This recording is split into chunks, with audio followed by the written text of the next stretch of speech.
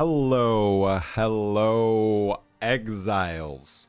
Happy launch week for Path of Exile to 0.5 Return of the Ancients. Here I am after 3 days of ridiculous back-breaking labor. I have never in my life used power tools as much as I have these past 3 days.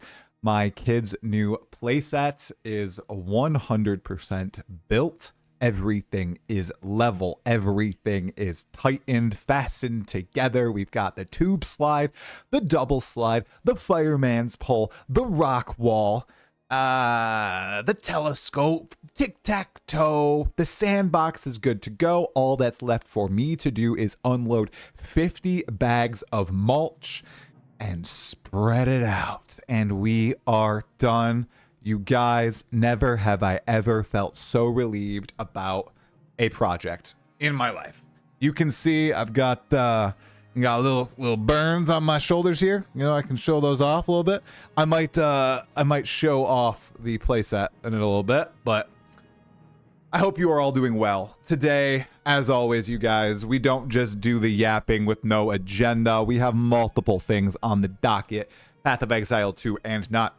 First and foremost, we have a podcast with the one and only Halcyonish today about Path of Exile 2 and her journey as a creator in this space thus far, though we will be focusing on patch 0.5. Leading up to that podcast, we're going to talk about the new news drops from GGG, including this massive bomb of a change to early game crafting that does affect solo self-found players, which, surprise, I have committed to playing this entire league. I'm literally just going to play solo self-found, self-imposed challenge. I know, I'm crazy, but I think it's time. I'm forcing myself to really learn and engage with all the systems in the game, and I'm ready for the challenge. I will also be getting 3 builds to beat all of the new bosses, which will be a blast. Martial Artist Bells, Facebreaker's Warrior, and Wyvern of some form. I think we're going to watch one of Localhole's new videos on the topic to see what a crafter really thinks about it. We also have a couple new Path of Exile 2 0.5 videos to watch on Breach and Ritual and everything. And who knows, maybe we'll attempt another Monk League start. We'll just see where the night takes us. I am freaking sloshed is the wrong word, but it's the word that I'm going to use. I am sloshed. I am exhausted, you guys. So how is everyone else here doing tonight? Hey, Green Willow. Hey, Kaylin. SW Shinigami. Having a good day. Having a good day. Hey, Duberization. I'm doing well. I'm exhausted. I'm exhausted. The playset is built. Hey, Abstract Game. Oh, nighttime in Poland. Yeah, dude, it's what, 1 a.m.? Welcome to the stream. Hey, Built Not Bought 69. Yeah, my oldest went down the tube slide and she loved it. Sloshed means drunk. I know. I'm just tired. Thoughts on the crafting news? Well, when I first read it, Bloodlord, I thought it meant you can only have one crafted mod from one league mechanic on a piece of gear, which means Desecrate, Essence, the new alloy modifiers. Is that all the crafting stuff in PoE2 right now? I think it is. And that sounded like butt. Total butt, honestly. I thought that was a terrible change from GGG. It has now been corrected to say that desecrated modifiers are not crafted modifiers, which seems a bit confusing, if I don't say so myself. So, I don't know, guys. We'll have to see how it pans out. I mean, I'm not much of a crafter anyways, but if they're massively limiting how crafting systems interact, that sounds bad, but I'm like I said, I don't have enough knowledge to say if it's determinatively bad or good. Wait, SW, you're hunting? Oh, you're job hunting. I thought you were hunting deer or alligators or quails, but you're job hunting. Wishing you luck in finding a job, bro. I know it's tough out there. I thought that cup was a Capri Sun, and I thought you were going to say it's time to grow up and sip a Capri Sun at the same time. No. But it is time to start calling out the little whiny babies who complain about Path of Exile 2 in games all the time. I mean, man, I used to think that I could just take the high ground and not call people out for the stuff and just go high when they go low. I am so over that, you guys. Sometimes you just got to call people out when they're being, I don't know, poop heads. I'll keep it PG. I know children are probably not asleep. My children are asleep, but your children might not be asleep. So I'll keep it PG. But if people are being poop heads, you just got to call them out. I kind of realized this when I was talking to my daughter, and she was like, "Oh, well, this kid is doing something bad. Should I just ignore it, or should I call it out?" And I was like, "Well, I think you should engage. And yeah, if he's being a jerk to you, push back. Fight back. Don't just take it." And then I realized, wow, do I just take it on the internet as my Talkative Try channel? Why am I just taking it? I'm going to push back against the crybabies and people being jerks. I mean, not all of them, because that would be impossible. But when they enter the space, I will. Hunting alligators is not illegal in Florida, dude. Not illegal in Florida. Neverwinter Nights music, Gorksella8982. You freaking rock, brother. I love you. I love you for recognizing this is Neverwinter Nights music. Thank you. Because Desecrated is 100% determinist, is not 100% deterministic. Yeah, but it's still crafted modifier. And there's a lot of crafting stuff we don't know how it will work at. DWAX, you're totally right. Like, I can't make an assumption. Everybody out there who's saying, like, this is bad determinatively, wrong. You literally can't say that yet. There's so many changes in the patch. Is it confusing? Yeah, but the patch isn't out yet. If we get in the patch and it's total garbage, everybody will say that.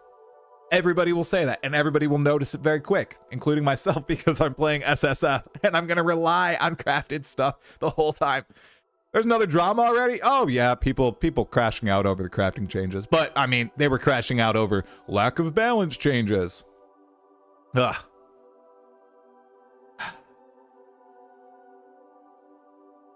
Hey, Aiden, what's happening? What does my cup say? It's just flowers. It's just flowers, dude. I've never played Ice Shot, but I would like to make an announcement to everyone on the stream. Talkative Dad is, yes, going red snapper fishing in Florida on League Start, but Talkative Dad's friend has rented an Airbnb that is on the Gulf of Mexico. Am I like doxing my... No, I'm not. There's plenty of... He rented an Airbnb on the Gulf of Mexico. It's beautiful, and they're only going out on the Gulf fishing 2 days. So he's bringing his laptop down. My dad will be playing League Start beachfront in Florida. I mean, the dude's about to retire. Can we get a shout out to Talkative Dad? He's literally about to retire in 1.5 months. He has worked 47 years of his life. He got his first job when he was 11. So clap for Talkative Dad. He's retiring soon. He will be starting that retirement playing Path of Exile 2 beachfront in Florida on the Gulf of Mexico. Gulf of America. Hey, guys, I don't know what it is. I don't know what I'm going to go with the name that is on the atlas. Let's look at the atlas of the world. All right, let's just look at the atlas. You know, is it the Gulf of... Oh my gosh, it is the Gulf of America. Oh my gosh. Oh my, I'm not doxing myself if I show this. Right? Nope. Okay. We're not getting political. We're not getting political. This is what Google says. Google does say Gulf of America, and we know Google. I mean, the Google map says Gulf of America. Wikipedia says Gulf of Mexico. We're not doing this, guys. We're not doing this. I'm stopping. I don't even want to touch it with a 30-foot pole. Okay? Okay, this is not why I carry a 30-foot pole in my dungeoneering kit. Okay? The Gulf. The Gulf. Oh, goodness gracious, guys. Okay, I would like to show you guys before we get into the Path of Exile 2 stuff. And by the way, I say it every stream. I say it every VOD. It helps so much if you follow the channel on Twitch, you guys. We're pushing to like 20K followers on Twitch. Let's freaking go. And then on YouTube, if you're watching the VOD right now, if you click the like button on mobile, if you click it on PC, helps so much. Seriously, it spreads it to more exiles. And if you're watching the VOD, leave a comment, click the like button, and make sure to sub to the channel. I want to know if you guys like watching my live streams. And every time I say this, everybody comments and those lives get more engagement. And that is better for the channel, which is growing at a pretty decent rate this league, which is pretty cool. Pretty freaking cool, guys. Okay, anyway, what was I going to show you? I was going to show you the fruits of my labor. Okay, guys, this is a shot from my deck. Okay? You guys ready for this? It's much bigger than it looks. This picture makes it look kind of small. Okay, and I'm talking about the playset here. Okay? Look at that. Guys, it's huge. That's like a 30-foot area. 30 by 20-foot area. I know it looks small, but it's not. Every single board had to be arranged. Every screw, every nail, everything in there had to be assembled. All of it. This was an ordeal. We've got a triple swing right here. We've got a firefighter's pole on this side. We've got the tube slide, which needs a little bit more work here. You can see that I may have mismeasured a tad, unfortunately. I will need to dig out this area right here. That's okay. Yeah, this is all dug out. My dad and I dug this all out, and then we leveled it with 3,000 pounds of sand. It was, how many yards? I don't freaking know. A lot of sand. I'm going to mulch it tonight or tomorrow after stream. And then like I said, I got to dig this out. We're going to put in a little garden right here now. We cleared out this part. We're also going to put a little patio down here next to the water, so I can like write and do stuff and watch the girls while they play next to the water. We've got a fountain over there just out of sight. It's pretty nice. This is not a private lake, by the way. I do live in a community, so this is not just my lake. Okay, guys? I don't live on a lake. I live on a small pond. People do canoe, kayak, fish in it. People don't swim in it. It's not deep enough for swimming. I assembled the screws. Yeah. Yeah. Rule number 1, measure twice, cut once, 100%. Yeah, so the big thing that a lot of people are pointing out, is it safe because there's a pond? I mean, we just don't let our girls outside. We are outside with our girls 24/7. Our HOA doesn't allow fences, but I think we're going to break the rules and we're going to put in a fence right here. We are really trying to build up this area so that, you know, there's kind of a little obstruction between our land and the lake. But you guys have the same exact thought that, like, the lake is a little dangerous for kids, which is why we don't leave them unsupervised. But this is what we've been doing the past couple days. It took, if you include digging out this area and leveling it, I'd say it took about half of my time this Path of Exile 2 League, about 50 hours to do all this. My dad and I did all the digging and leveling, and then my wife, me, my brother-in-law, my wife's aunt, and my mother-in-law did all the construction. I did do like 90% of the screws. I climbed up on top. I put in all this stuff. I did way more than I thought. I've never used power tools that much. Rule number 1, don't use instructions. Well, I don't live in Florida, guys. I don't live in Florida. So my dad is going to Florida. I don't actually live in Florida. So yeah, so that was crazy. I live in the Midwest. My dad's just flying to Florida. Okay. All right. Let's see here, guys. Let's see here. Were there any other updates? Yeah, I don't know if you guys have watched my latest video. I mean, a lot of people did, and it wasn't a news video, so I was like, not a lot of people are going to watch it probably, because people usually watch my news content, my podcast and everything. So I tried something new, kind of a like, what am I going to do this league? Not a build guide. I'm playing SSF. Anybody else playing SSF here? I think this is the league to play SSF, and honestly, I kind of had an epiphany. I just mispronounced epiphany. and that's embarrassing. But we're just gonna roll with it.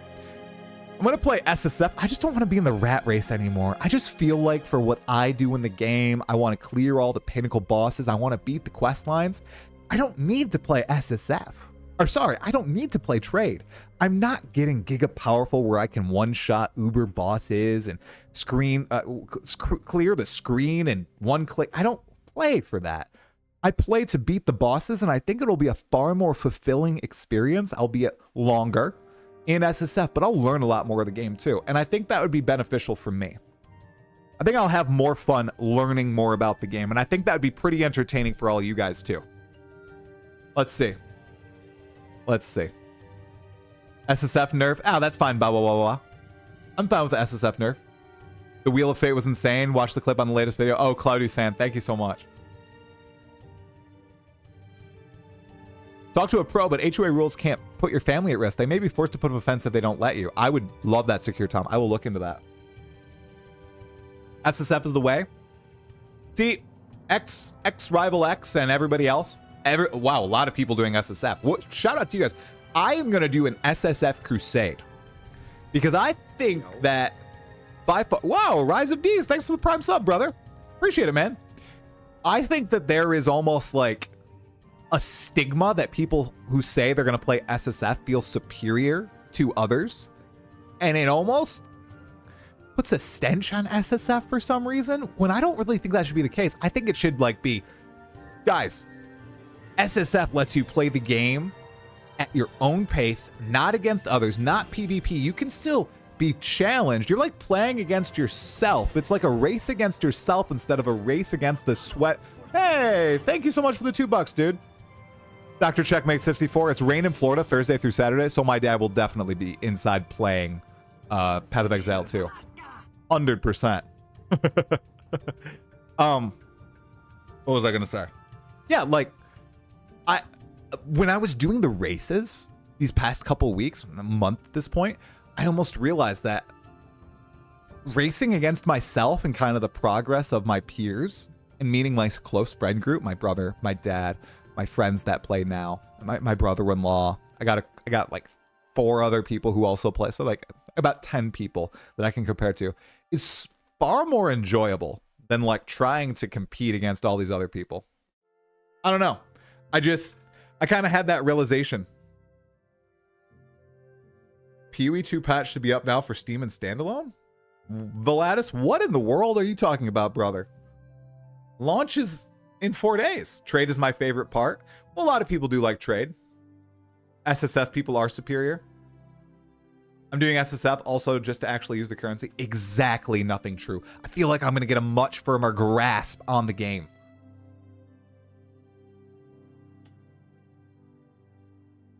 Wow, it's Frosty. Quick answer for you. No. I don't see any reason why I couldn't participate in certain video games after like becoming Christian. Not at all. No. I don't see anything that's contradictory at all. I haven't read the whole Bible, but I still don't think there's anything contradictory there, dude. Personally. The passive tree is up. That's the old passive tree though, dude. Fate of the Val is ending. Oh, Fate of the Val is ending. Oh, today was the end of League Migration.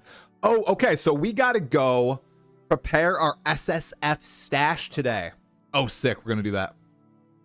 Your wife said she would leave you if you fiend PoE 2 again this weekend. I got her bags ready. Well, brother, that's kind of sad.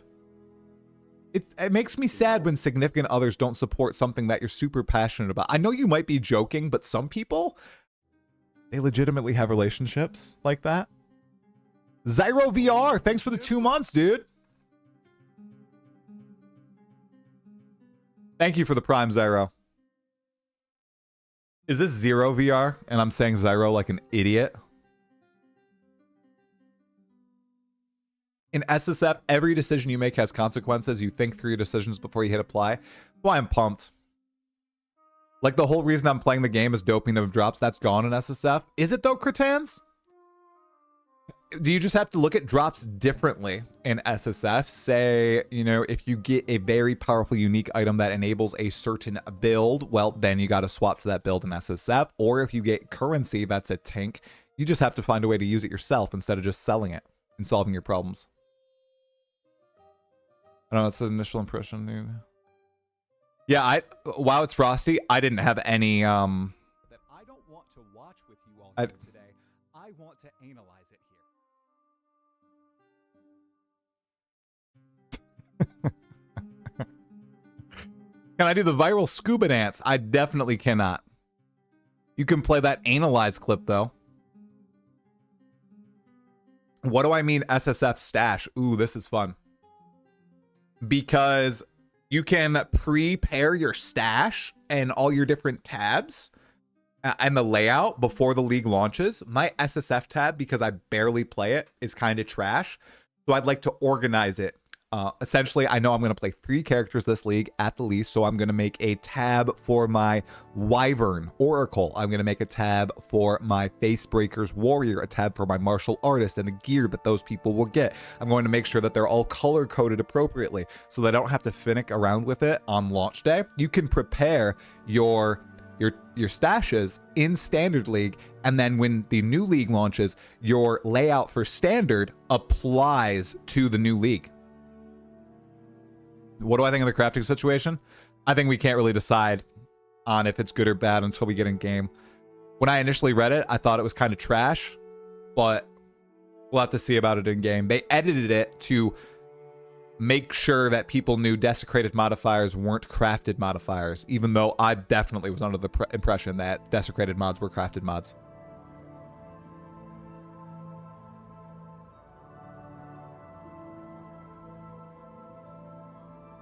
Hey, Scribblet. What's happening, man? I shove all my blue items into my bank in Act 1 until the hooded one wakes up. Then I ID them all and vendor for more gold. Great idea, Scribblet.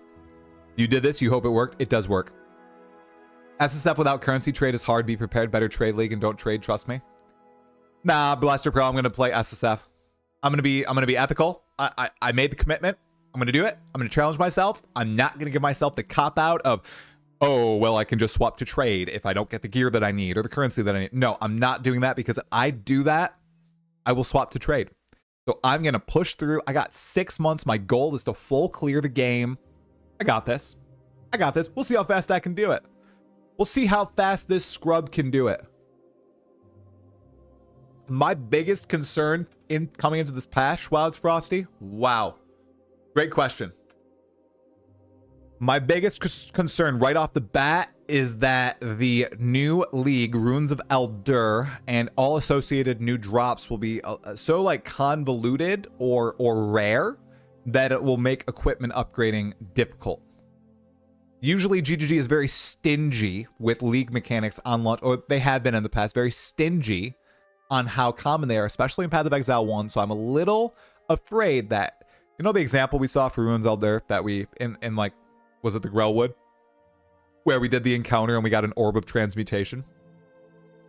If those are the type of rewards that we're getting, like in Act 3, I mean, Runes of Eldur will immediately be underwhelming. Maybe it will ramp up kind of like the Val Temple did in 0.4. I have learned my lesson. I'm going to try to experience everything before making a quick judgment.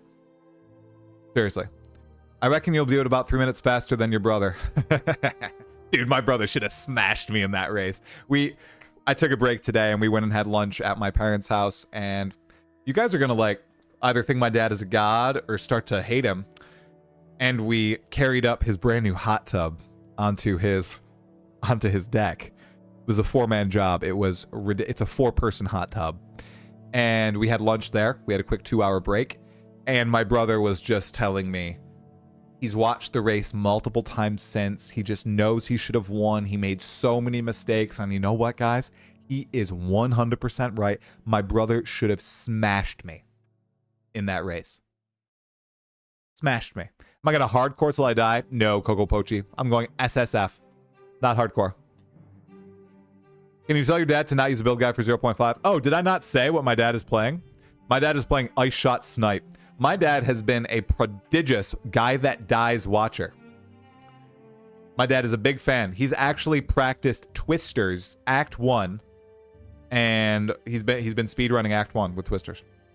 My fastest Act 1 was 48 minutes. Fastest I got to Geonor was 40 minutes, and then I died to him 7 times because I'm a dummy. Is that what Fubgun is running? Was my dad lying about guy that dies? Maybe he's doing another. He has played Fubgun games Fubgun builds in the past multiple times. Like he did the Poison Pathfinder, he did Lightning Arrow, Lightning Spear. What did he do in 01? Dang, he did Monk in 01. No way Fubgun did Monk in 01. You should do an SSF race to the new Arbiter kill. We are. My brother and I are doing my dad and I are doing a race to full clear the Atlas. We're gonna see who does it first. We don't know what the terms of the bet are, but we're doing the bet.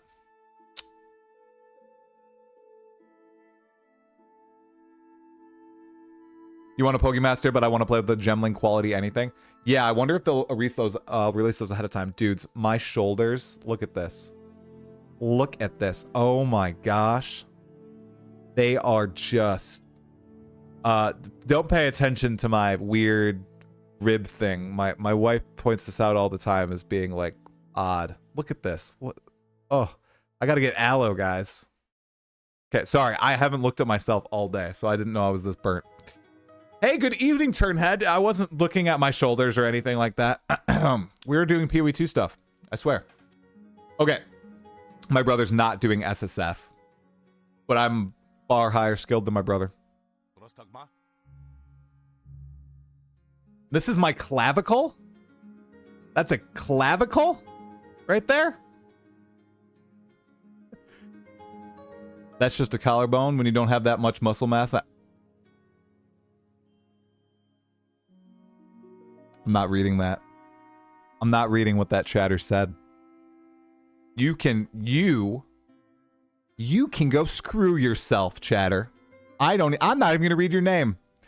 I refuse to give you the time of day. I cannot believe you burning me like that on my own stream.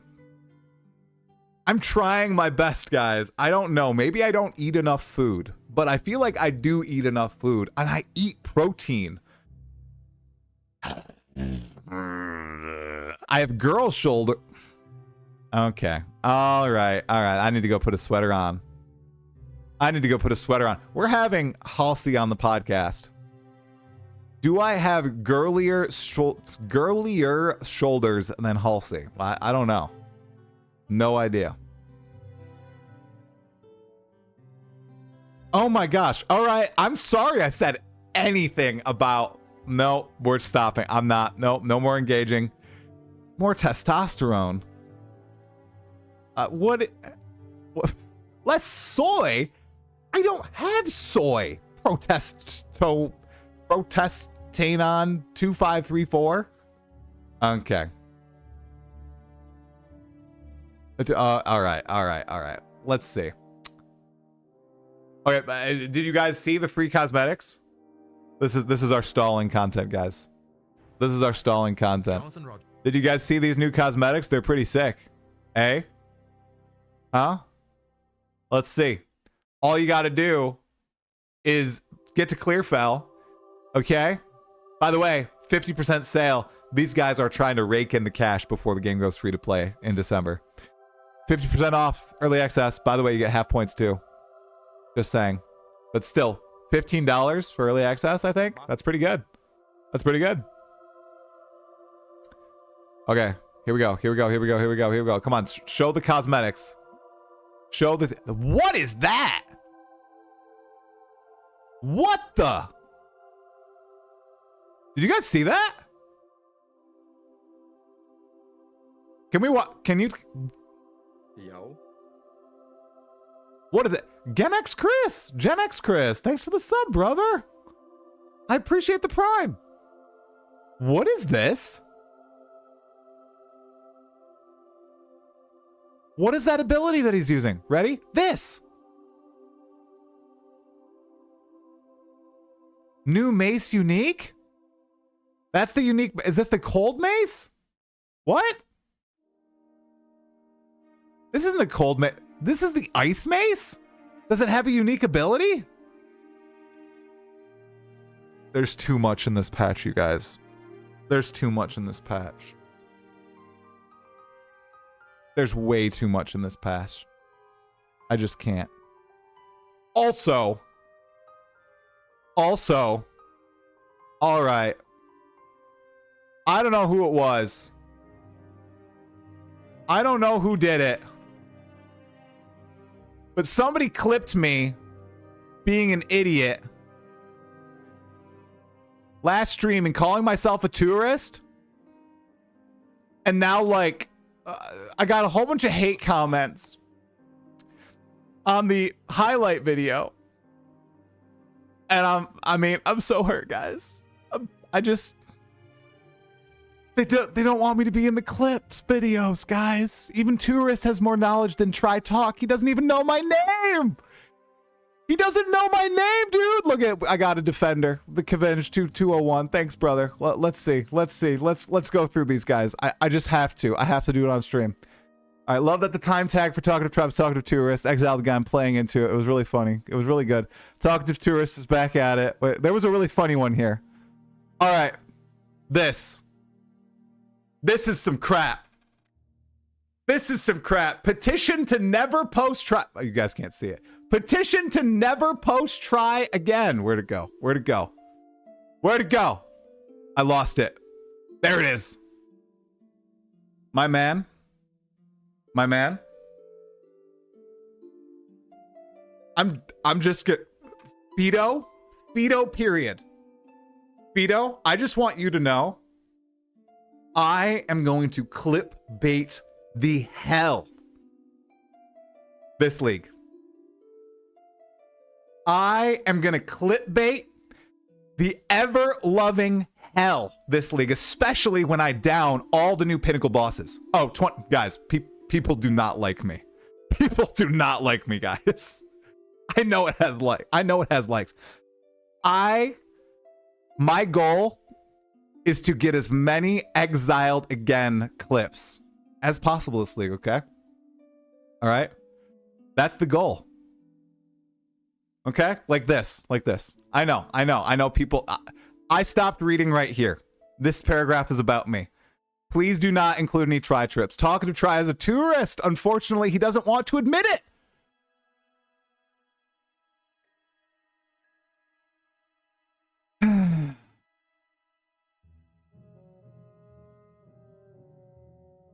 I also have 400 hours in the game and I'm a normal player, not a content creator. It either means that we are both tourists or that I could be a content creator around Try's scale, I guess. Ha ha ha. Okay. Before we get back into the Path of Exile 2 stuff, I didn't know this needed to be said, but I'm going to say it.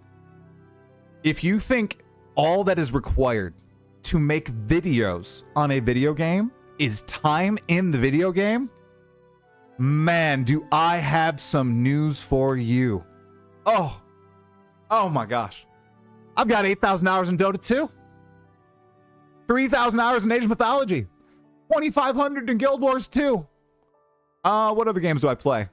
Probably 1,000 hours in Smash. I can't beat level 9 bots in Smash.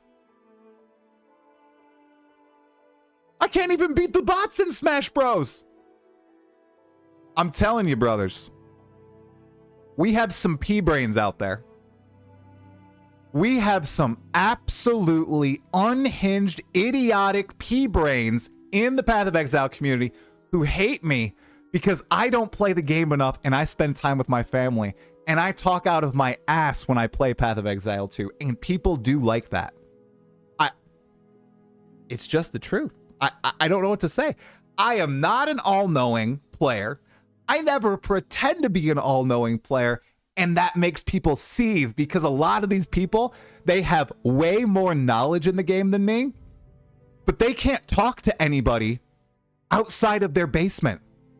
They can't walk out of their room and hold a conversation one-on-one with another human, so they take it out on me.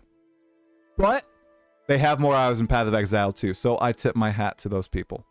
Anyway, I don't even know what made me think this. Oh, it's because I didn't remember this unique was in the game. Okay. Okay. If you see my comment saying Talkative Tourist, I was making a joke. You guys, I am just going no holds barred now. It was so hard to try to take the high road with that crap and just try to grin and bear it. Screw that. Screw that. Screw it. Those people are idiots. Complete idiots. They don't understand at all who I am or what I'm doing or why some people enjoy my content. They are shut-ins. Okay. All right. Anyway. Wow. This new unique. Guys, how do I not remember this new unique? This looks so sick. It probably will not be able to be a game. Actually, like, viable thing, though. Okay. All right. Anyway. Look at these rewards.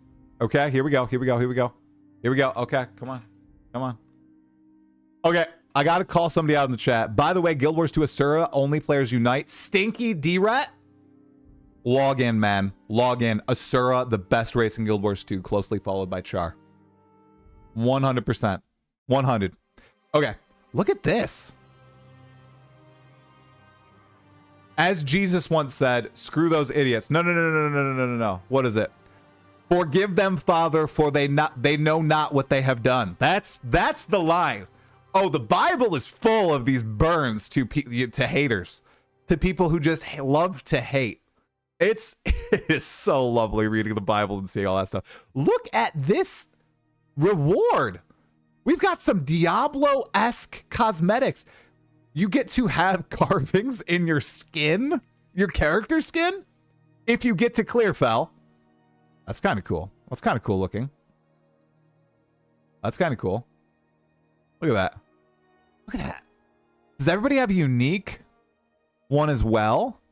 Yeah, because it looks like the Sork is slightly different because she has breasts, and for some reason we can't see breasts. Nope.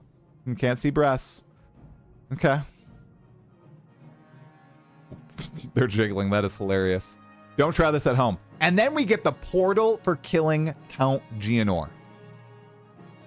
Look at that portal, you guys. Are they going to show it again? Yeah, look at that. Look at the effect. Okay, the portal is actually pretty sick. I'm not going to lie. Like, I usually don't like the portals. They're usually too flashy, but this is the right amount of flash. I like the summon effect. Look at this. All the candles come back together, and then they just boom. Oh, that's so sick. Man. Hey, Jonathan, what's happening, brother? He was so happy on that podcast with DM and Gazzy. He was sipping wine. Wasn't that beautiful, you guys? Wasn't that freaking beautiful? Sipping wine, yapping away, 9 a.m. Yeah, studios usually give crappy cosmetics to give away, but this time it was actually kind of lit. I mean, they usually give pretty good cosmetics. GGG. Wine at 9 a.m. is awesome. Yeah, DM said it was actually Pepsi.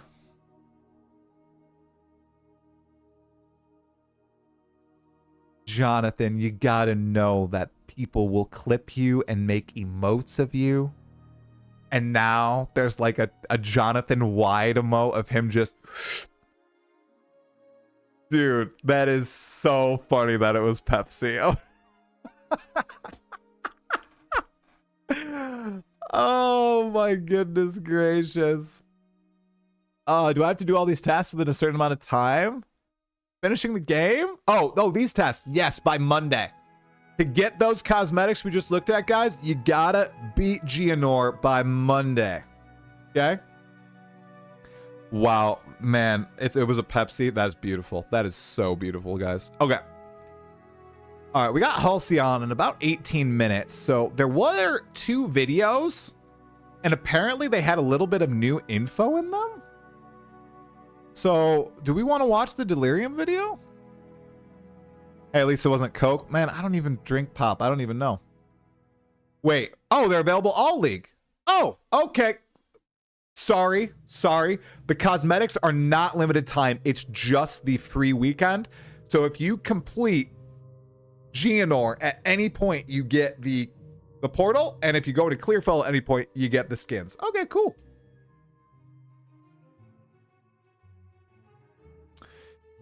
Scolios. Oh my goodness. Are people still on my opinion thing? He can have an opinion, but his opinion means less than someone that has more playtime. Bullshit. Bullshit. That's bullshit. No. Sorry. No. PoE Monkey.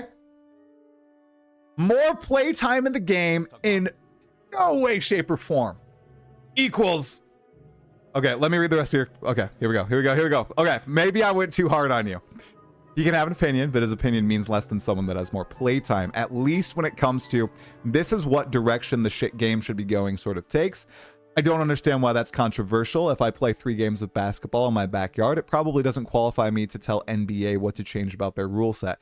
I'm not playing 3 games of basketball, though. I'm playing the game for hundreds of hours. I'm consuming a crap load of content about it. I'm talking to content creators of every shape, form, and size. I talk to developers behind the scenes. I'm constantly talking about it, thinking about it, actually engaging with the mechanics in the game, looking at what they thought they were going to do in the past, what they've said they're going to do in the future. I'm not just sitting there and, looking at my computer, watching YouTube on one monitor and playing PoE on another. That's not what I'm doing. I think that take is bullshit, and it's something that's been spread by a lot of people who don't like me. I still see people saying I haven't completed the campaign. I think that content creators say this, and a lot of the community thinks this. It's total horseshit, and I'm done with it. These people just want to see me crash and burn. They want to tar and feather me. They don't want to see any success for this channel, this community. They want me out of their game because they think some of my opinions, which are a little bit more controversial, somehow will influence the future of the game because I have interviewed the developers. Newsflash, guys. Even though the developers say, okay, this content creator had influence on what's happening.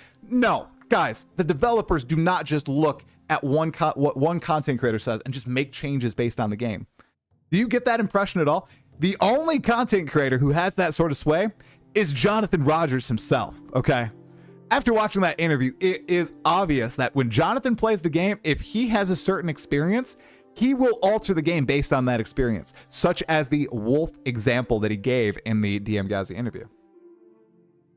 I'm not feeding the haters. I'm not feeding the haters. No. I'm not feeding the haters.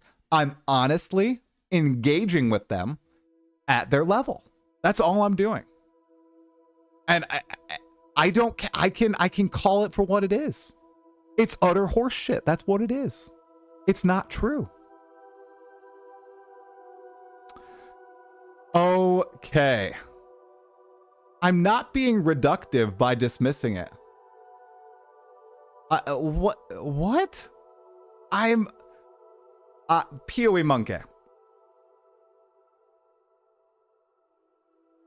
You're being reductive for dismissing it. I'm trying to think about your statement. I just gave you a 1 minute and 45-second response, my man. I'm not dismissing your opinion. I'm saying why it's incorrect. I don't think anybody, I think everybody's opinions are totally valid. I don't try to gatekeep people in the community because they have a certain number of play hours or they play a certain class or, oh my goodness, they haven't played Path of Exile once, so their opinion is lesser. The amount of shit that is thrown the way of people who don't play as much as others and dare to try to put their opinion out there in the form of videos, it's absolutely absurd. It is. And I'm done. I'm done with it. Okay. Goodness gracious. Try, but you must recognize that your titles are in most cases clickbait. They are titles that get the most engagement from people, and they are exactly on the topics that the videos discuss. But 100% they are bombastic, and they try to get people to click on them. You're totally right. Okay, I am getting message on Discord. I want to make sure it's not Halsey. 1 second. Is it?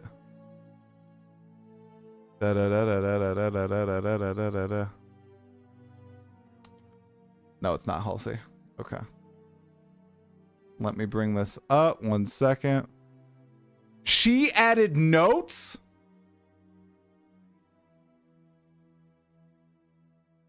Oh my goodness. Guys, this is the first podcast guest that has ever added notes. That is insane. I'm very impressed with Halsey. Okay, where the heck were we before I started going on my little tirade? Let me see. We were... Let's see. Okay, where are we going to watch this? We have... What is in that bookmark called advice? You ready? You ready? Give me 8 minutes, I'll make your titles 81% better. How to make killer thumbnail for the 2025 algorithm. How I actually make viral thumbnails. I have 3 things in the advice. Oh my goodness. Okay. Do we have time to watch this? Is this a good vid? Does anybody know if this is a good video? Let's watch a little bit of it. Let's watch a little bit of it. We got a couple minutes before Halsey. Karui prison, known as Tangmazu, the Raven Trickster. There. As you may remember, during Act 4, you were tricked into releasing an ancient entity from a Karui prison, known as Tangmazu, the Raven Trickster. Tangmazu delights in breaking the minds of those who step through his mirrors, and when touching one, he will attempt to destroy your mind with twisted abominations. It's copy-paste from the release video? No.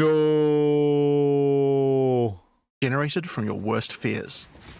All right, T-Giants fan, see you later, brother. Oh, it's just a live stream segment? You add specific mod that you take the I thought it remaining might shard have new stuff in but it. also notables from a clearly deranged mind, like Calm's Blessing.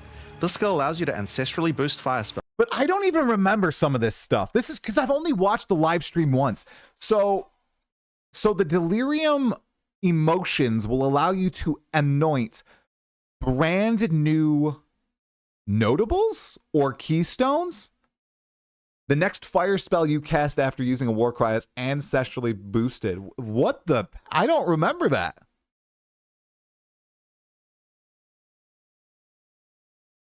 I don't remember that. Storm's Rebuke, fully broken armor you inflict also increases cold and lightning damage taken from hits. That's sick. Notables outside the tree, so it's almost like cluster jewels. Some are only available as anoints this way. Okay. That's what it is.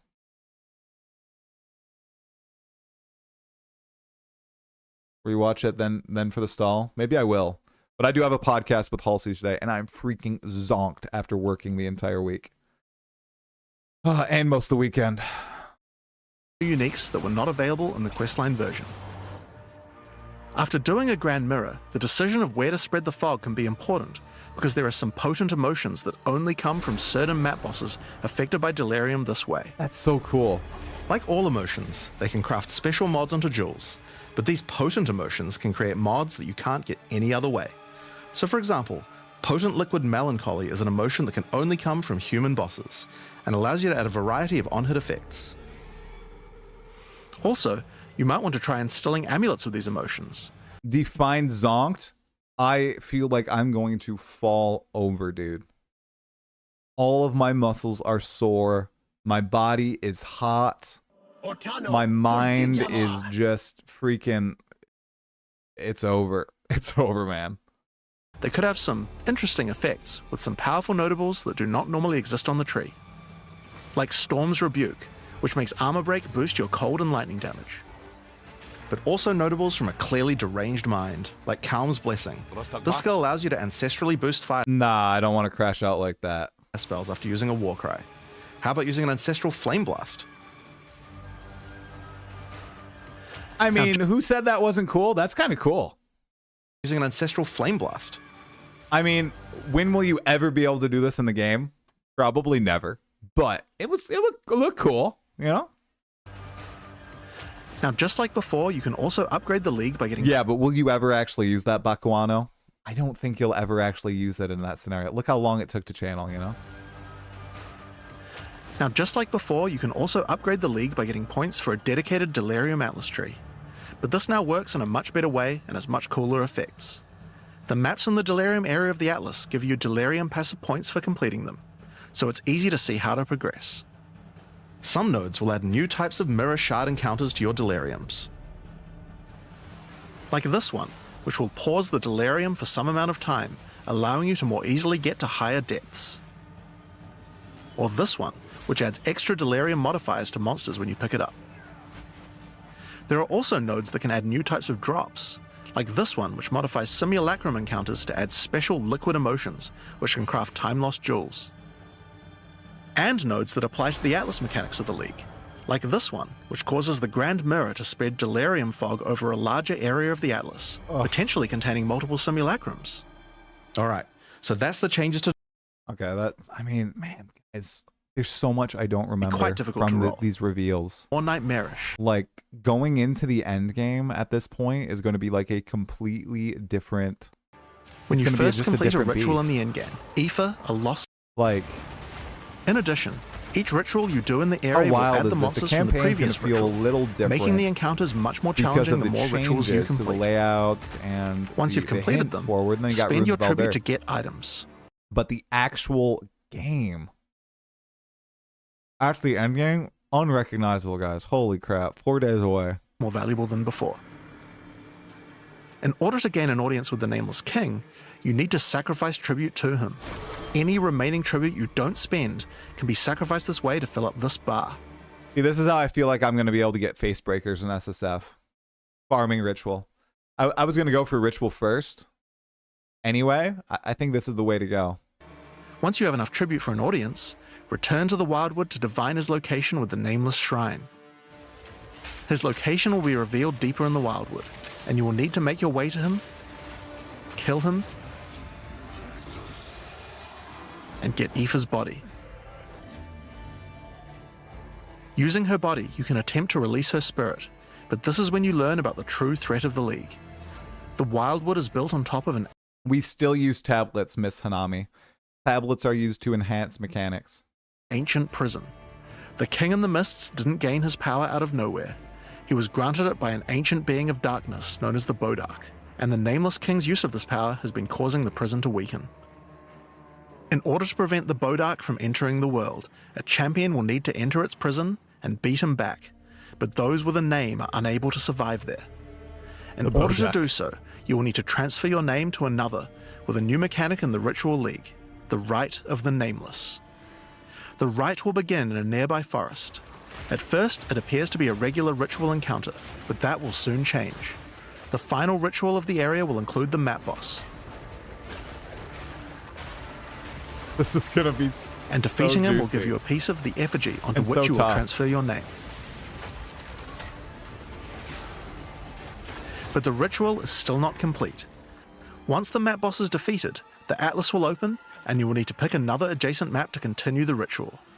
During the rite, each adjacent map will have different rewards to tempt you. Halsey's gonna be on in 3 minutes. So for example... I know, ritual's gonna be so hard, If you go- guys, with all the map bosses here. I'm gonna get it ready for Halsey. Alright, let's see. Halsey added this one. How about some lore? I forgot to add lore questions here. I'll throw some lore questions in. Okay. I'm gonna throw some lore questions in. All right, let's get the Still Sane podcast here. We got Halcyonish. I don't know if she's streaming. I will take a look if she's streaming. I have seen the full lore document before, Abstract. You don't think I'll be able to get face breakers from Ritual? What? Well, that would be sad. Why do you think I won't be able to get them from Ritual? Halcyonish is not streaming. Okay.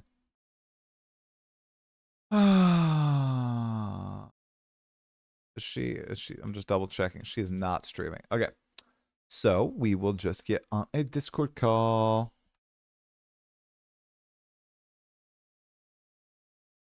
The lore doc was updated pretty recently. Okay. Okay. Okay. This league is going to have a ridiculous amount of lore in it. Turn that off. That off. That off. Stream elements here. That's good. I've gone quiet.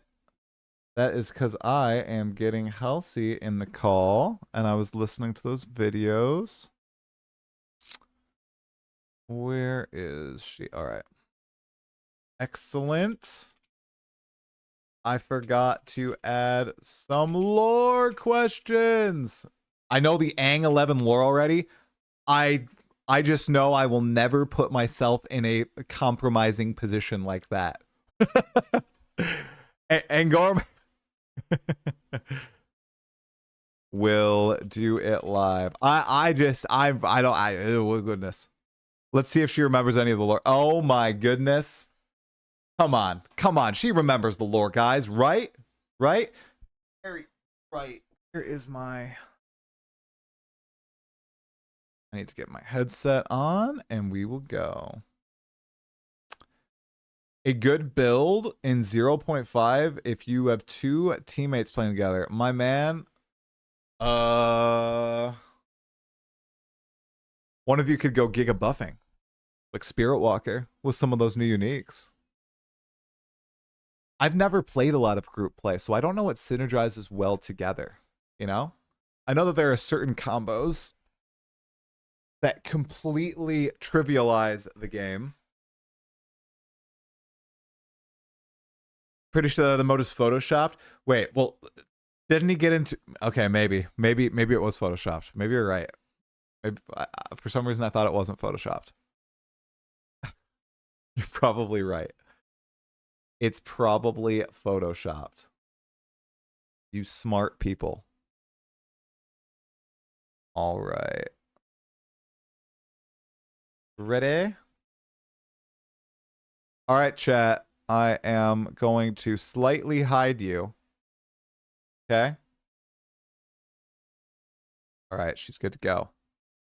Oh, I have to start my virtual camera.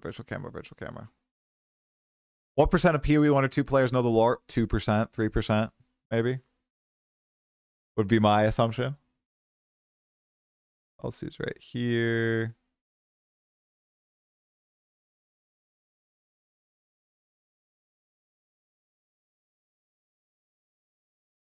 That works. Oh, hello. Hi. Oh, we've got... Is that green in the background? Looks green. Yes. The light? You can see my camera, I'm hoping. Yes, not. I can see your camera. I have to get it on my screen first. Perfect. Let me... I swear... I'll see. I always forget how to do this for some reason. Every single time I go a couple days without doing this, it becomes so difficult for some reason. How do I The non-pop you OBS out? virtual camera is sneakily difficult. Yeah. Here, let me turn you up too. I was trying to half screen it. There we Talking, go. testing. Is the volume okay? My Yes, volume your volume's good. good. Your volume's good. Sweet. Sick. I was gonna try to half screen you. Let's see if it works. Half screen. Okay. You perfect. Down. All right. I'm gonna try to capture it now. I'm trying to do a little bit of a new setup here. How you doing today? I'm all right. How are you? Oh, busy day. Tired, long week. Long week. Yeah. We built a playset this weekend, or I guess these past couple days.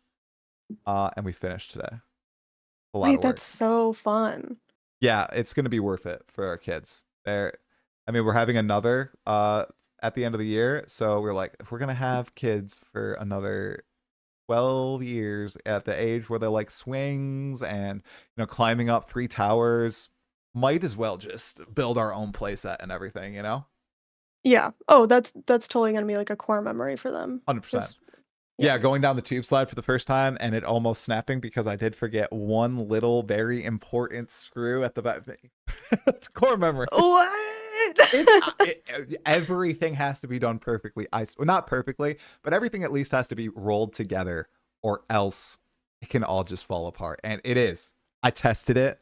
I went on it. You know, I'm a good like Okay. 168 pounds, and I was jumping on the third story like this, and we're good. We're good. Didn't break, Okay. All right. All right. thankfully. The ultimate test. Seriously. All right, chat. Does Halsey sound good? Do I sound good? Hello? Oh, I just I'm disappeared gone. you. There you Oh. go. Ah, there you're back. Excellent. She sounds good? Good. I get one good. Come on, guys. There's like 900 of you.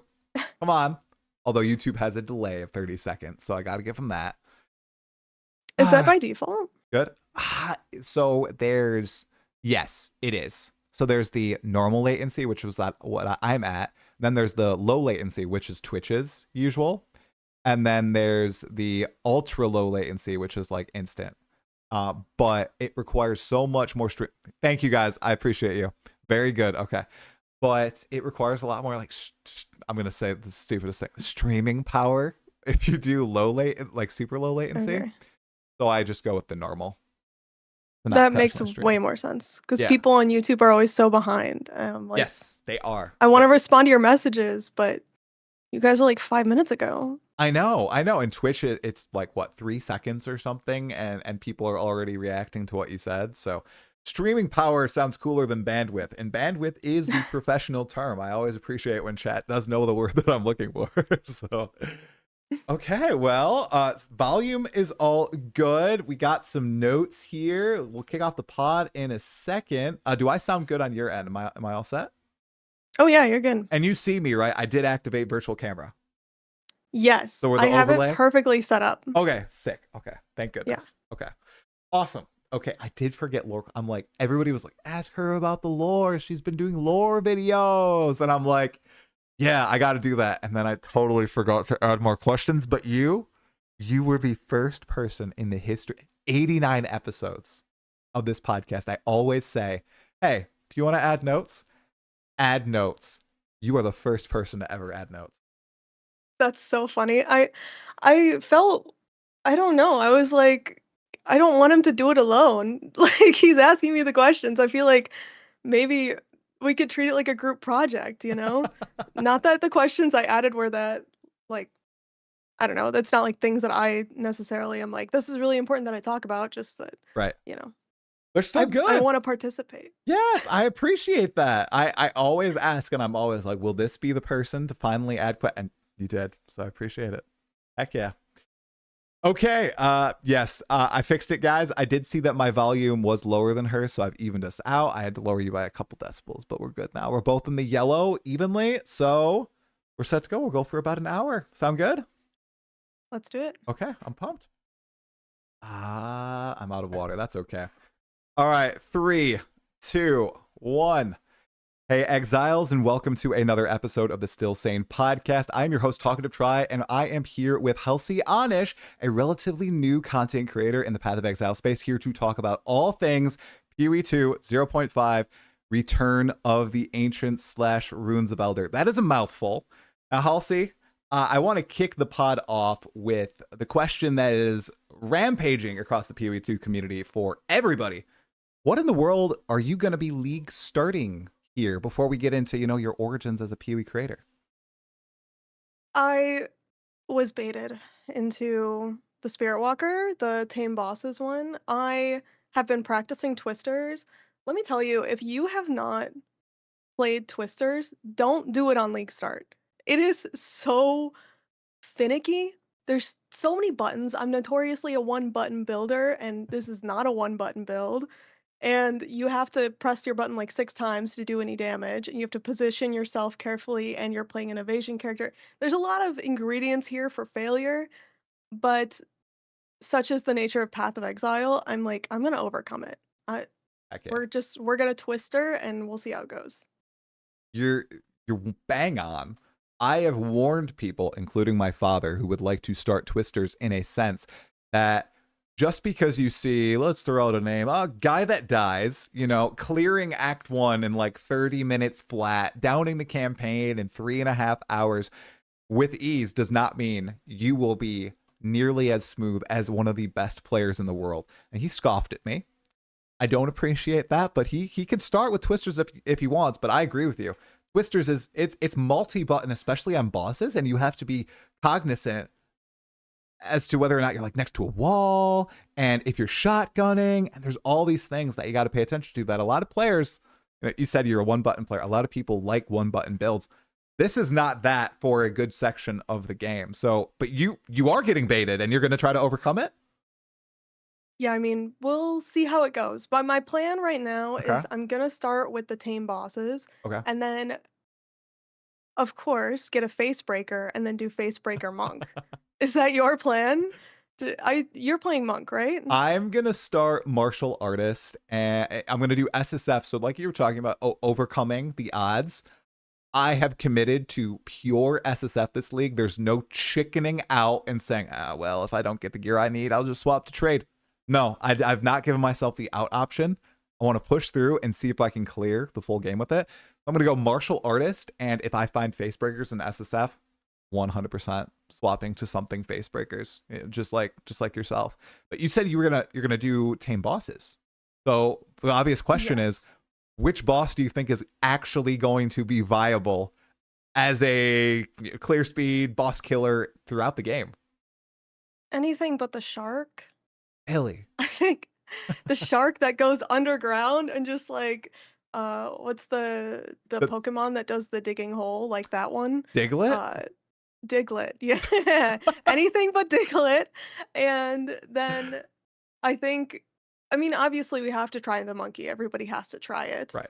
And the puking bird that has plague wing. Okay. That summons the spikes. We'll try that one.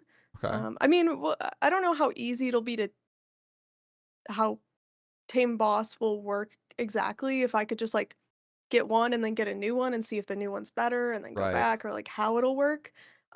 But at least my plan is just to like kind of go one by one. Got it. Okay, so just choose everything except the shark, because he'll have a lot of downtime most likely. By the time you've cleared the entire pack with your other companions, he will be using his first ability on them, attempting to deal some damage. See, I think many people wrongly believe that about the Devourer.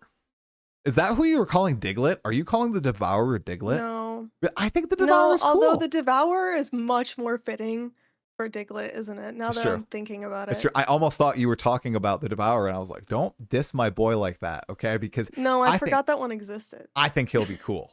I really do, even though he will go into the ground. So yeah. That's one that I want to try. Maybe we'll see. They probably disabled some boss abilities for that one. Oh, yeah. Maybe he won't be able to make the walls with his body and everything, right? Will he have a tail? Will he have a tail? That's a big question. Just like the Chimera, will the Chimera have all the different elemental abilities? Can it make like chilled ground, a shocked ground, ignited ground? Like, I feel like that is probably one of the most powerful ones if you're just looking at it from like dealing ailment POV. That's true. All your twisters are going to be like triply more powerful. Yeah. If you have the elemental stuff on the ground, right? Okay, so that could be a good combo. Right. Yeah, you won't need to rely on yourself to do them. So walk me through this build. So you're doing companions, but you're supplementing companions with Twister? Or is it the other way around where you're going to primarily invest in the companions and then just like do Twister on the side? I think I'm going to primarily go into companions. Okay. And then do Twister on the side. I'll start with Twister, and then once we ascend, well, we'll see how it goes. It's a little bit difficult because they've added companion nodes to the passive tree, but we don't know exactly where they are.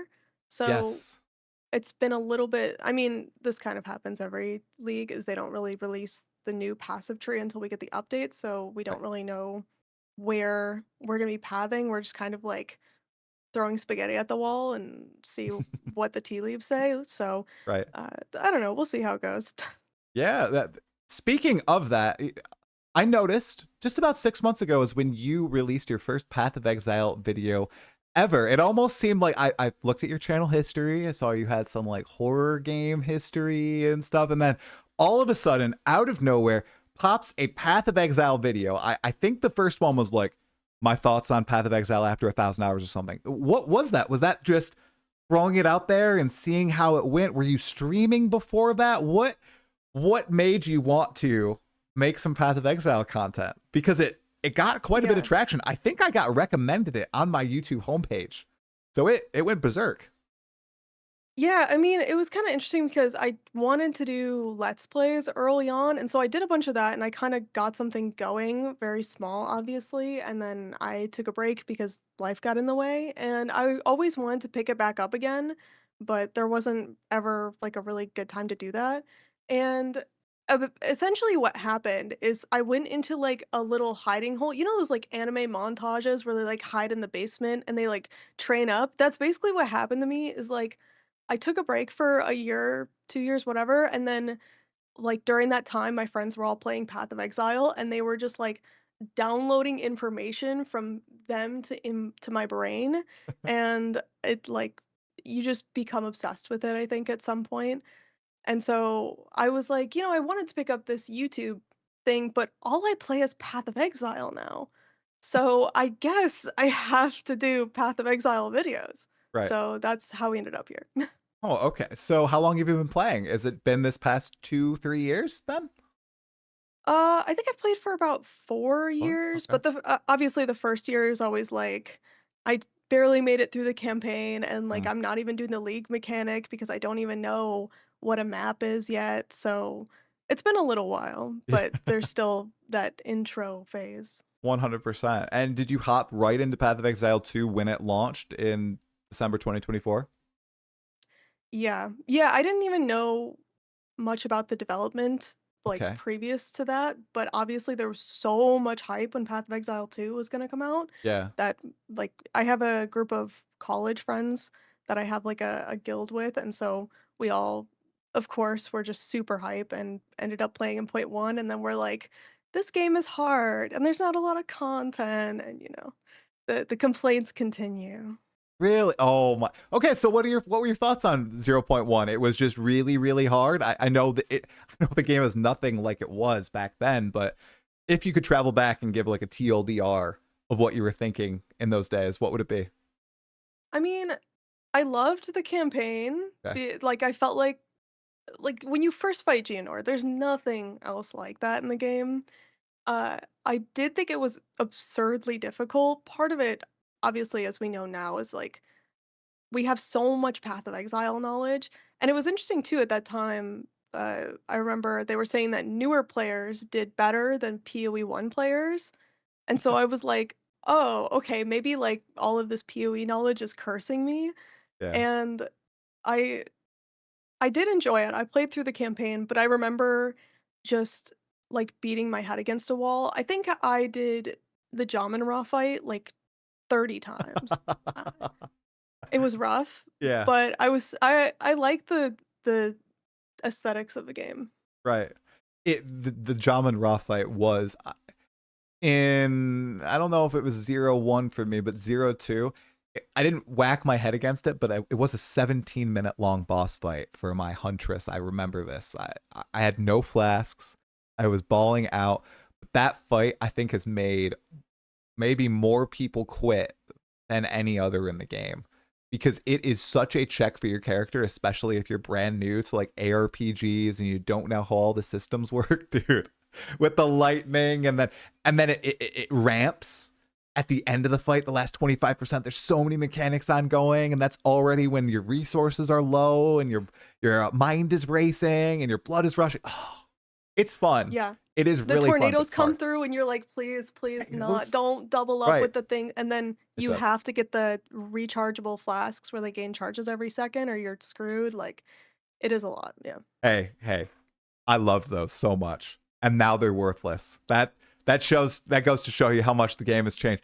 I remember specifically rolling for those flasks, like picking up normal flasks, slamming them with an alt, not an alt. Oh my goodness gracious, with a transmutation and then an aug, and just praying for the gain charges back in 0-1 and 0-2. And now that's kind of a joke. They're still there, but they're basically light radius, I feel, for flasks. So not very useful. Yeah, fair enough. Yeah. So that's 0-1. Now, kind of focusing around your content too, one of the big videos that I saw come from you that a lot of people reacted to, a lot of people saw, was actually from last league, Fate of the Val. And it was talking about Path of Exile 2's UX and UI problem, really focusing on how you interact with the Temple console and how it really didn't show players anything who were using it. And I was curious, since I have you right here, are there any other UX or UI systems currently in Path of Exile 2 that you have maybe similar, maybe lesser complaints about that you'd love to see fixed in this lead up to 1.0 when they're supposed to be doing this big refinement for the game, preparing it for that free to play launch? Yeah, I've made a couple videos about this, even after that one, about just like random things in the game that I'm like, they should improve on this. And actually, they've done quite a few. We even got like the in-game price checker where you can like put the item into the in-game trade, which was something I complained about constantly last league. One thing that I still think needs to be fixed is the little, this is kind of hard to describe, but the little like text box in the currency exchange when you like go to put a number in it, it's so finicky. True. It doesn't like highlight the number. It puts your cursor at the end, but then it like puts it after a number that you don't want. And it's just like if they just made it highlight the text when you click that box, like I would be so happy. I hope they Yes. do that. Yeah. Yeah, I sometimes, and it like sometimes it autofills. I swear, as if I was pressing tab, and I swear I didn't press tab. Okay. What do you think about? Have you seen the? I think it's by Fire Penguin Zero. This left aligned text for skill gems and items instead of the central aligned. What are you on this side? Are you like left aligned is actually pretty sick, or do you want them to keep it the central line the way GGG does it?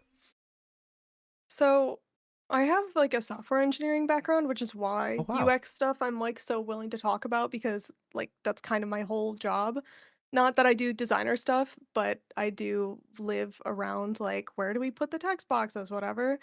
And I will say that typically left aligned is easier for people to read, but I think more importantly, people hate change, even though we get a new league every 3 months and whatever. And I think in this case, they should just not change it because the second they change it, even if it's better, people will hate it, and it's not worth it, in my opinion. Rip the band-aid off. It is better, I swear. It's so much better. If you look at the examples laid out, it almost makes it look like I don't know if you've read them, but like Dungeons and Dragons books, like spell descriptions. It's so clear, it's easy to skim. You can see all the keywords, and then you'd have like suffixes and prefixes with completely different little tags. I think that would be such a boon for new players. And even though I know you're right, I know that veteran players would be like, I cannot believe this is changing. I cannot do. Although they could just leave Path of Exile 1 with the center aligned text. Path of Exile 2's left aligned. And they should. But I Yeah. think Path of Exile too. What I will say is I really like. I think one of the examples had like little icons indicating prefixes and suffixes, Yes. and that was really smart. I was like, Weak. okay, that's a super good icon. It perfectly shows what you're seeing there, and it would be really helpful for those mods that are two lines, but they look like two separate modifiers. You know what I They mean? still confuse me. I liked that.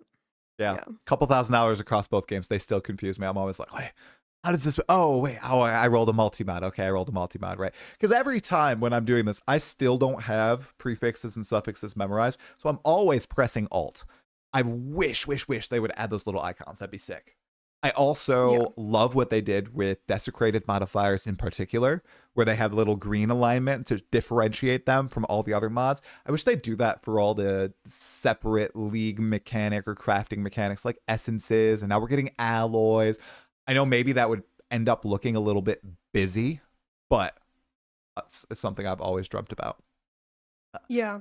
I see what you mean. I have talked about the color of text before. This is so nitty-gritty UX stuff. I'm so, but okay, my point is there's like gray text in the game, and the gray text tells you how to use the item, but it's the text that your mind filters out because you're like, it's gray, which means it's like subtle, it's not Not important, it's important. like fading into the background.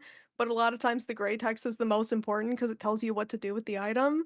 So yeah, You know, there's things like that. See, yeah, 100%. Okay, let's rant a little about this a little more. Yay or nay, being able not filter but highlight map modifiers. What if you had a loot filter for map mods So you could at a glance know, okay, this map rolled something that is super dangerous for my build. You could like say, okay, I'm gonna color it red. I'm gonna color it blue. I'm gonna color it this, and I know this is good or bad for my build. What do you think about that? Because I've heard the devs are very against it, just because it will make the game look like too colorful, like the text look too, like I said, busy. You think that'd be a con for the game? Do you mean like it filters on the floor or it filters like in your map tab? In your map tab, or when you Okay. open the map, you know, like when you hover over it, the map modifiers would be, okay, so in PoE 2, yeah, let's do it. Temporal chains. Like if the map has temporal chains, you say, okay, temporal chains, it's red. Always red when I'm playing this character, essentially, or when I have this filter on. Or if you go to Path of Exile 1, reflect. If you roll reflect on your map, oh my goodness gracious, I'm always going to have this highlighted in yellow. This is caution. I got to change around my build. Stuff like that. Yeah. Yeah, I see what you're saying. I don't know if I like it, but I also think that it's just because I'm used to like throwing in a regex into a tab that I'm like, you don't need that. Off the red You don't need X, that. no Halcyonish. You do regex too? I'm so behind. Okay, wait, I don't do regex, but I don't know. It's something about being in software makes you love and hate regex to a point where like I'm like we need it, but it sucks. So I don't Everybody know. tells me this. Everybody's like, you got to use regex, dude. It is the way in shops when you're like trying to speed run. You want your regex set up in a little notepad next to you. I've just pushed against it for so long, and it's already been. It is annoying, It but I is. will say Yeah. the movement speed boots, it is actually kind of game changing for that. I tried it in Path of Exile 1 the first time I was like really trying to speed up my axe. Yeah, It helped a lot. it does. Because you go to the shop, you mouse over every single boot in every single screen, because that's what I do right now. I saw that on you did the speed run with your Yes, brother, and I saw everyone was talking about you mousing over every single boot, and they were like, "Look at how many seconds he's losing." And I I'm know. like, this is, It almost it's almost both made me painful to lose. watch and knowing that like we all do the same thing. Yep. Oh my gosh. It almost lost me that race too. You know, a couple more travels back to the shop checking for boots, and I would have lost to my brother. So That a was close one. such a good race. Very intense at the end. It was so good. I saw a message in chat during that race. I don't know if you responded to it because it might have flown past. Blaze asked you if you could race one content creator in PoE 2. Who would it be? Like an Act 1 race? Did you answer that? Yeah. Who? I said whoever loses all the other races. Okay. That's a good one. That's a good one. Who got third place in the Content Creator Cup? Blaze clutched it out, I think. So he got who got last place? I can't recall. I don't know who it was. I think maybe Jazzerus would be a pretty cool race, and he's on my podcast later. He's fun. That could Be be a good fun. race. Yeah, he's loud too. So he'd probably be yapping, and it would take away from his time because he's focusing on yapping and narrating his entire race. You could just lock in and focus. That was my problem. I think I was yapping too much. And you got to lock in. I saw Crimson streaming the other day, and he just doesn't even talk to chat while he's racing. Like, how could you? I heard him because he was talking to Blaze as like Blaze is like training for his speedrun, and Crimson was like, "Oh yeah, I'm like a lot of people just turn Twitch chat off," and I'm like, "What's the point? Can't do it. What's the point? I get it, but at the same time, I'm like, that's so sad. Like, there's so many fun people there. Don't you want to read their jokes?" Yes, sad. exactly. But I can't. If I'm practicing speed running, I'll chat with chat. If I'm in private though, man, I'm locked in. No distractions, nothing. Sorry, kitty. I can't open the door for you. I am focusing on the game for the next like 30 minutes. It's totally fine. Okay, so kind of circling back to 0.5 a little bit. You know, this league cycle has been really different than all prior ones. Even I'd say 0.1 for Path of Exile 2. They have seemingly shifted their entire marketing strategy around this one. There's teasers every single day. The teasers are done in such an expert way. The presentation itself, I felt, was top notch. And just the way they've been communicating with us, whether it's through the teasers, on Reddit, on the forums, via the community managers, just seems to be like a whole step up. What are your thoughts on why they might be doing this? By the way, this is a Halsey topic that she added, so shout out. This is.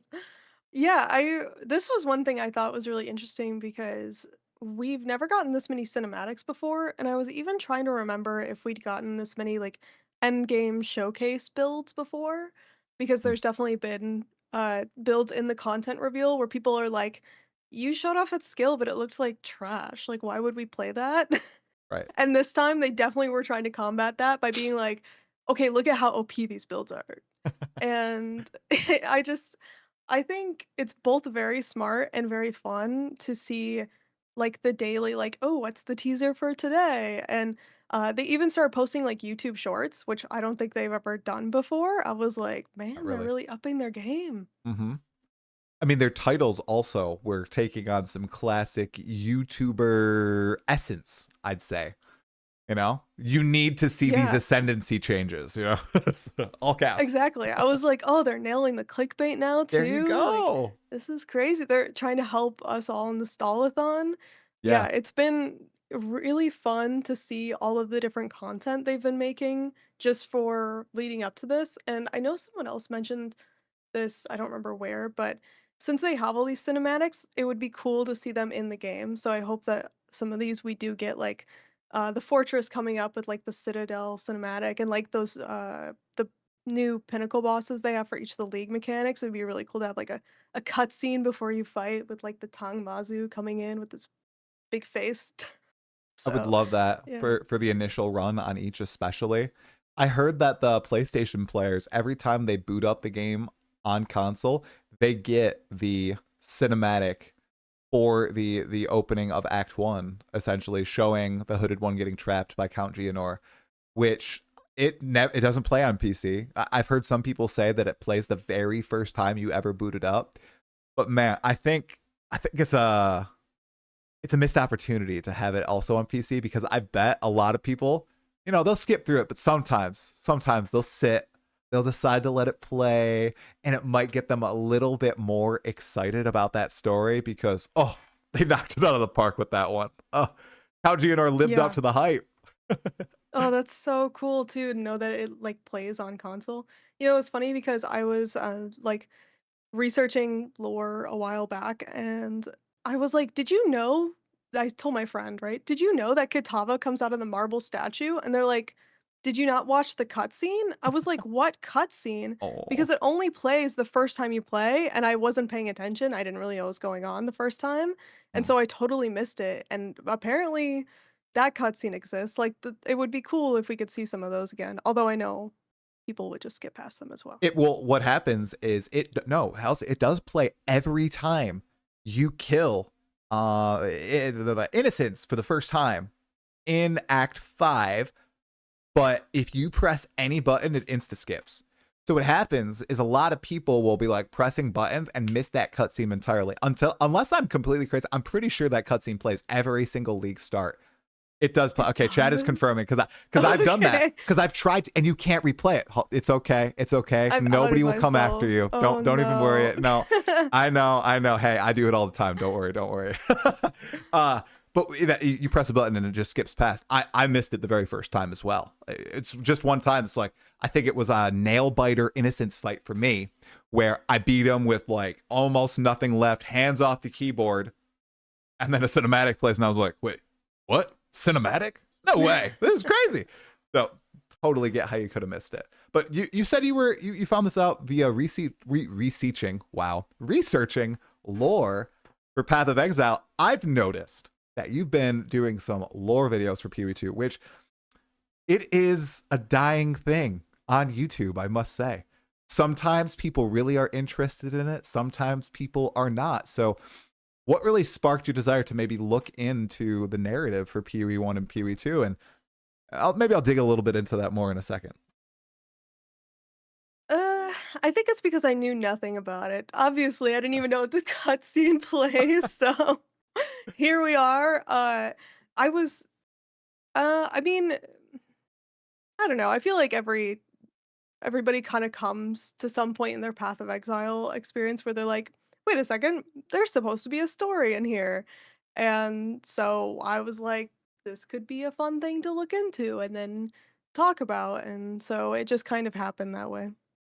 So I noticed you covered Mirage lore, maybe some potential connections between games, because there is a lot there. With this upcoming release, there's the new main quest line that's called, oh goodness gracious, something of Divinity.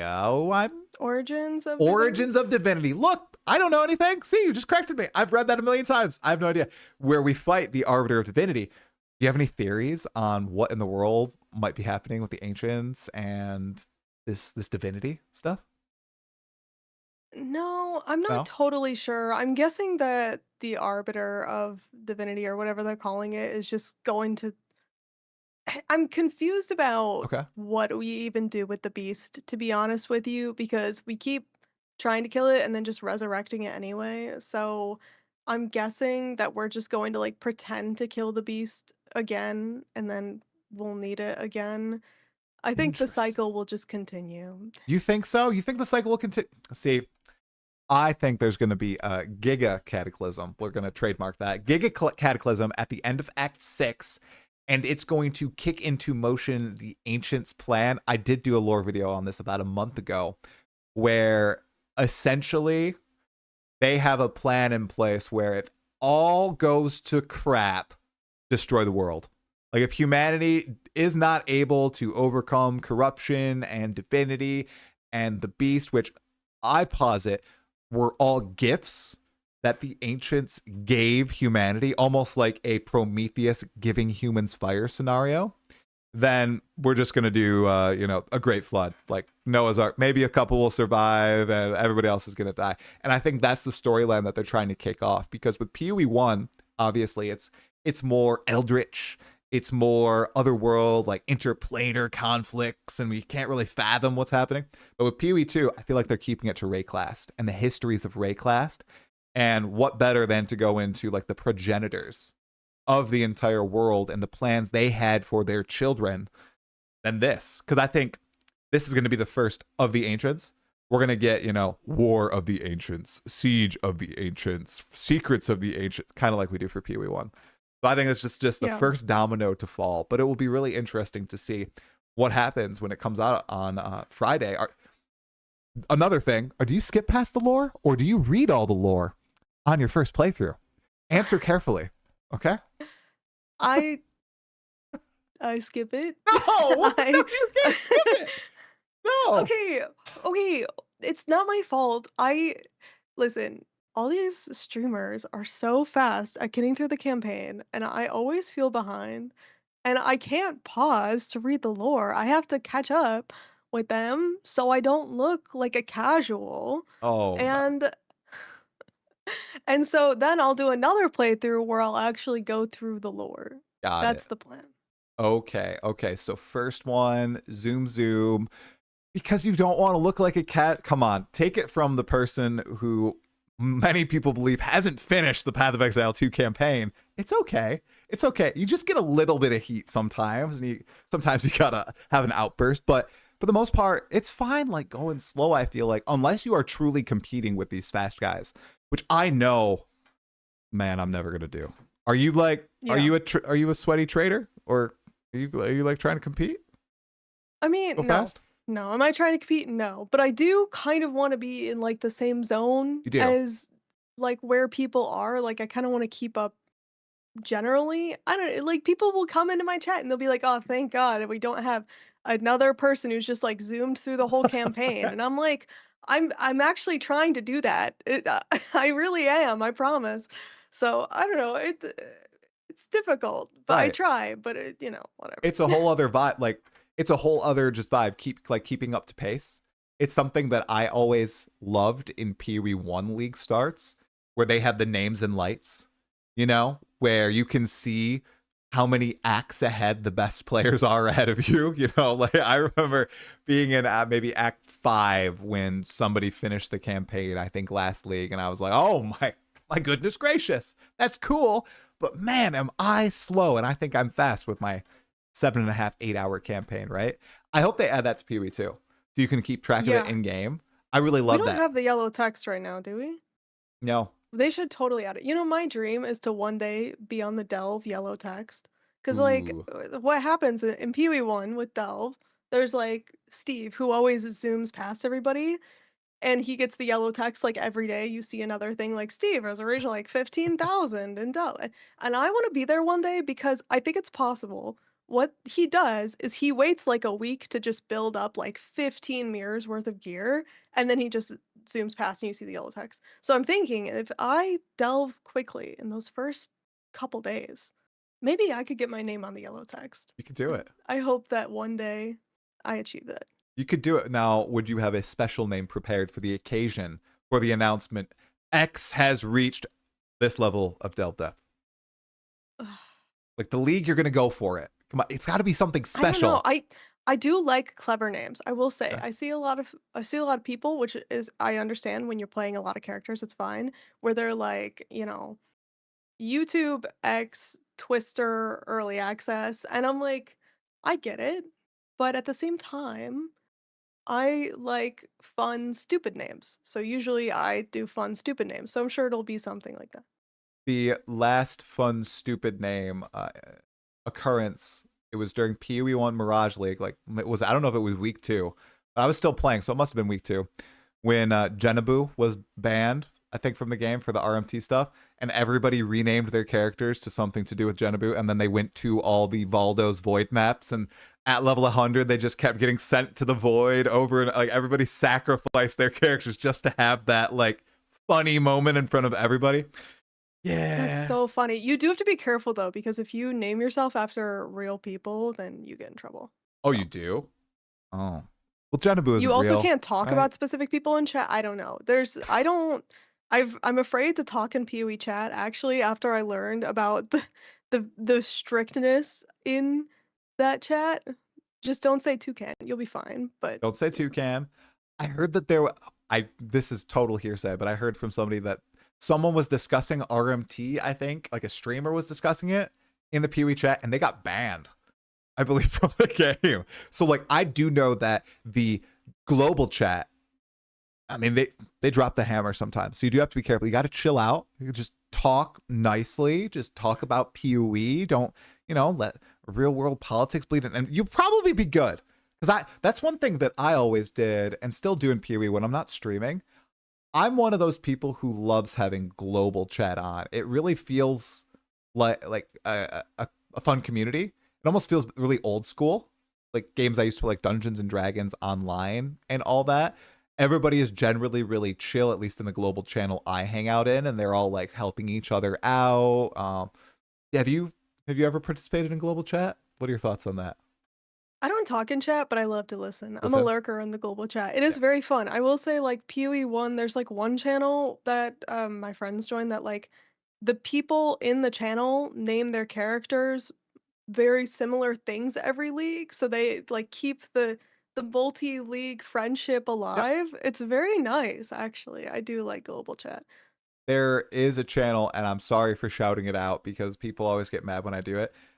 I haven't been in it in a couple leagues now. It's Global 4040 in PoE 1. It's a whole bunch of people, and they're almost there every single league, and they basically help each other get 40 challenges as fast as possible. So, when I was in there, I'd constantly be just giving away invitation runs for like the Twisted. I did the Feared once. I did the Feared. I took 2 people, and I used all my portals, and I literally died as I got the Feared clear with the people in it. Oh, it was crazy. But I love those little communities that form in Path of Exile via the global chats. So That's so cool. I feel like PoE 2, we need to redeem the global chat for PoE 2. I don't think it's as good. I mean, it was a mess in 0.4, Halsey. I mean, people were just talking about snakes.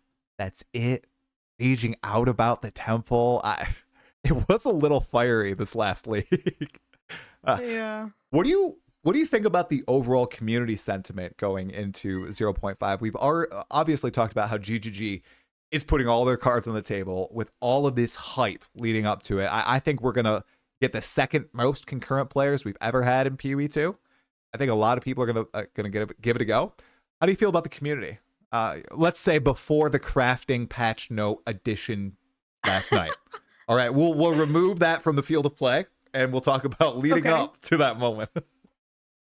I don't actually think people are that mad about it. Just to before we remove that piece, Okay. it seems like people are like concerned, but not panicking. Okay. Maybe I misread that, but Okay. I will say, sorry, I go was just ahead. gonna say, I was panic. I wasn't mad. I don't like get mad over patch notes, but I was initially just like very confused because the original patch note made it seem like you could only have one crafted mod across all items, and I thought desecration was crafting.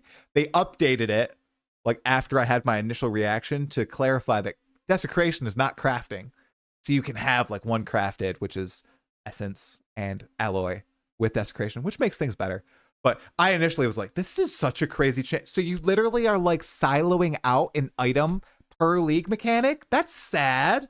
I want to be able It's to wild intersect, to me. you know? Yeah, they went through and they added the desecration clarification and then nothing else. I Right. was like, everyone's freaking out. You're like, you know what? But not desecrated. It's like you could have used some more context here. Yeah. So you said you weren't freaking out too much about it. Okay. Okay. I get No, it. I mean, I don't know. At this point, I trust them. I think that Me too. I'm actually kind of surprised like how favorably the community seems to be looking on to GGG right now, given the temple was like such a huge there was just like so much drama around it that I uh I think Jonathan said recently in an interview that you have to be careful with those leagues because that sentiment will leak over into the next league. So fortunately, this time it hasn't. I think people are generally very, very positive about this league, rightfully so. It's going to be a great league, in my opinion.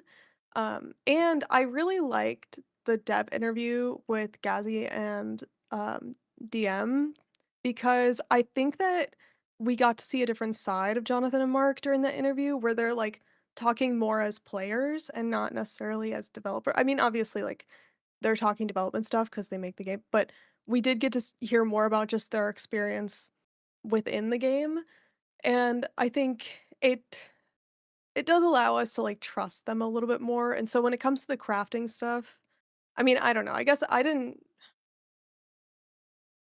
Yeah, I think the crafting stuff will be fine. Not worried I think about it. that's a great point. Obviously, there were a lot of stories and anecdotes from both of them during that interview, but viewing it through the lens of them just talking as players that's a great way to put it. I didn't even think of it in that manner. It was especially just so eye-opening to me hearing Jonathan describe he thought crappy wolf build, and then Mark just come in and be like, actually, skill issue, and you were using the recommended gems that you set, and they're bad. Boom. What's going on? And That may have been my favorite part. I mean, it was He's like, did you make a mistake as a player, or did you make a mistake following the build guide that you created? and it's like both. And the craziest thing is too, here's the crazy thing that I don't even know what I think about this. They made changes to the game because of the way like Jonathan experienced that. And it's not only, okay, we're going to update the support gems that we recommend, which I think is probably one of the smart things to do. Don't trap players with your recommended support gems. But they also were like, oh, and then we made bosses easier in this way. So now like health doesn't scale ailment threshold or whatever it is nearly as much. And density is down and interludes. I was like, wow, that's wild. They seem, and this is, I think, a blessing and a curse, very vibes based with like development. Like Jonathan needs to experience getting his butt kicked by a rare monster in which he can do nothing to finally realize this is a problem. This is bad. Yeah, you know? that was, was a little interesting. to hear things that we all kind of recognized, but hadn't somehow made its way up the chain yet. That Right. like, or like, when you fight a rare monster and they're just spitting out all these abilities and you can't do anything, and we're like, yeah. They're like, when you go on a map and all you see are circles with the curses on the ground? How come that happens so often? We're like, Right. Yeah, we knew about that. They had like eureka moments, which is good. It's good that they are playing their own game, and it sounds like from that interview, I think Jonathan especially is playing end game more, which is very important to the ARP. Like, I think the campaign must be finished to a degree, and I think he's playing the end game more, and a lot of these problems are making it just to him organically, as opposed to being, fed up the chain through other developers, community feedback, because that stuff has been there for a long time, like with the rare monsters and all this. And he's finally like, oh my God, this is bad. I don't like this. This is trash. I'm also just so curious to see how they address these problems now, because, okay, the problem is there. What's the solution, man? Are you going to go back to not like actually having rare monsters get an identity based on their monster? Or are you going to do something else like that? What did they say? We're going to make it so like AoE on death effects can't trigger near each other in such a great density. Like, that's crazy. That's a crazy way to solve it, Oh, it's Yeah. fascinating. It's probably easier too when you know that it is a solvable problem. Like some of that stuff, I was like, oh, I knew that existed, but I just never thought about it the way they have, because I'm like, Yes. oh, it's just like how the game works, whatever. Like, there's nothing we can do about it. But for them, it's probably a lot easier to look at it through the lens of like, wait, that shouldn't be that way. What can we do to improve it? Which is nice. Yeah. Oh, man. Yeah, I literally have read probably hundreds of comments about that interview, and no one said it was like a them as players focus. Looking at it through that lens is such a great way. We need to do that every league. We need to be like, all right, Jonathan, update us on your werewolf build. How did that go? How did it go after Mark fixed your gems? Like, what's going on? What are you playing going into 1.0? That would be so. They don't need to stream their gameplay, but they need to give a 9 a.m. drinking Pepsi update on their build. And I think that'll just be great for the community. I want to hear Mark's, I cleared the entire game in 15 hours build that he gives. Because I know he's a blaster. He's a blaster. So. Yeah. I just, honestly though, I felt so much better about all the changes when they're like, no, it's honestly like so much better. Like we were playing through and it was so much better. And I was like, oh, like that feels very relatable. I'm like, I've had a lot of experiences like that as a player where I'm like, oh, this is way better. So I'm excited to feel that way about the end game also. Yeah, the end game, I was just talking about it earlier on stream. I think it's going to feel like 0.1. Where we stepped in, and even though we'd seen a lot of the gameplay before, it was our first time really experiencing it. The end game, I was looking at some snippets again. It just does not look at all like what we had in any prior patch. All the new quests, all the new bosses, multi-boss encounters with like ritual and all these new rewards. I saw the ice unique again, the two-handed mace, and I'm like, whoa, chat, is that a new item? And they're like, no, this had like a 3-minute spot in the reveal. You don't remember? No, I don't remember. I completely forgot. There's just so much content packed into it. I know a lot of people. This is such a crazy tie-in, but go for it. So when Taylor Swift did her initial tour. Yes. Yes. So when she did her initial tour, people were having, I don't remember what they termed it, but it was like this sense of amnesia because they were having like so much fun and such a packed experience for so long that they got to the end and they were like, I actually don't remember the concert at all. And that's kind of how I felt going through the content reveal. I was like, it was just like bam, bam, bam, bam. And then by the end I was like, what happened? Yeah, you've forgotten it. Like, the multi-boss, I didn't even remember. And the twinned boss for the boss-related stuff, I'm a big bosser. I love bosses. It's crazy. Fighting multiple Citadel bosses at once? I mean, it's pumped. Okay, you brought her up. You said her name. What's your favorite Taylor Swift song? You tell me yours, I'll tell you mine. A favorite? Come on. Are you pick kidding one. Okay, me? okay. If you want to do like top 3, that's okay, fine. wait. No, I do have a favorite. Okay. This is a gut-wrenching one, but the Black Dog. The Black Dog. I haven't heard that one. Now I need to go hear it. You gotta listen to it. I'll go listen to it after the stream.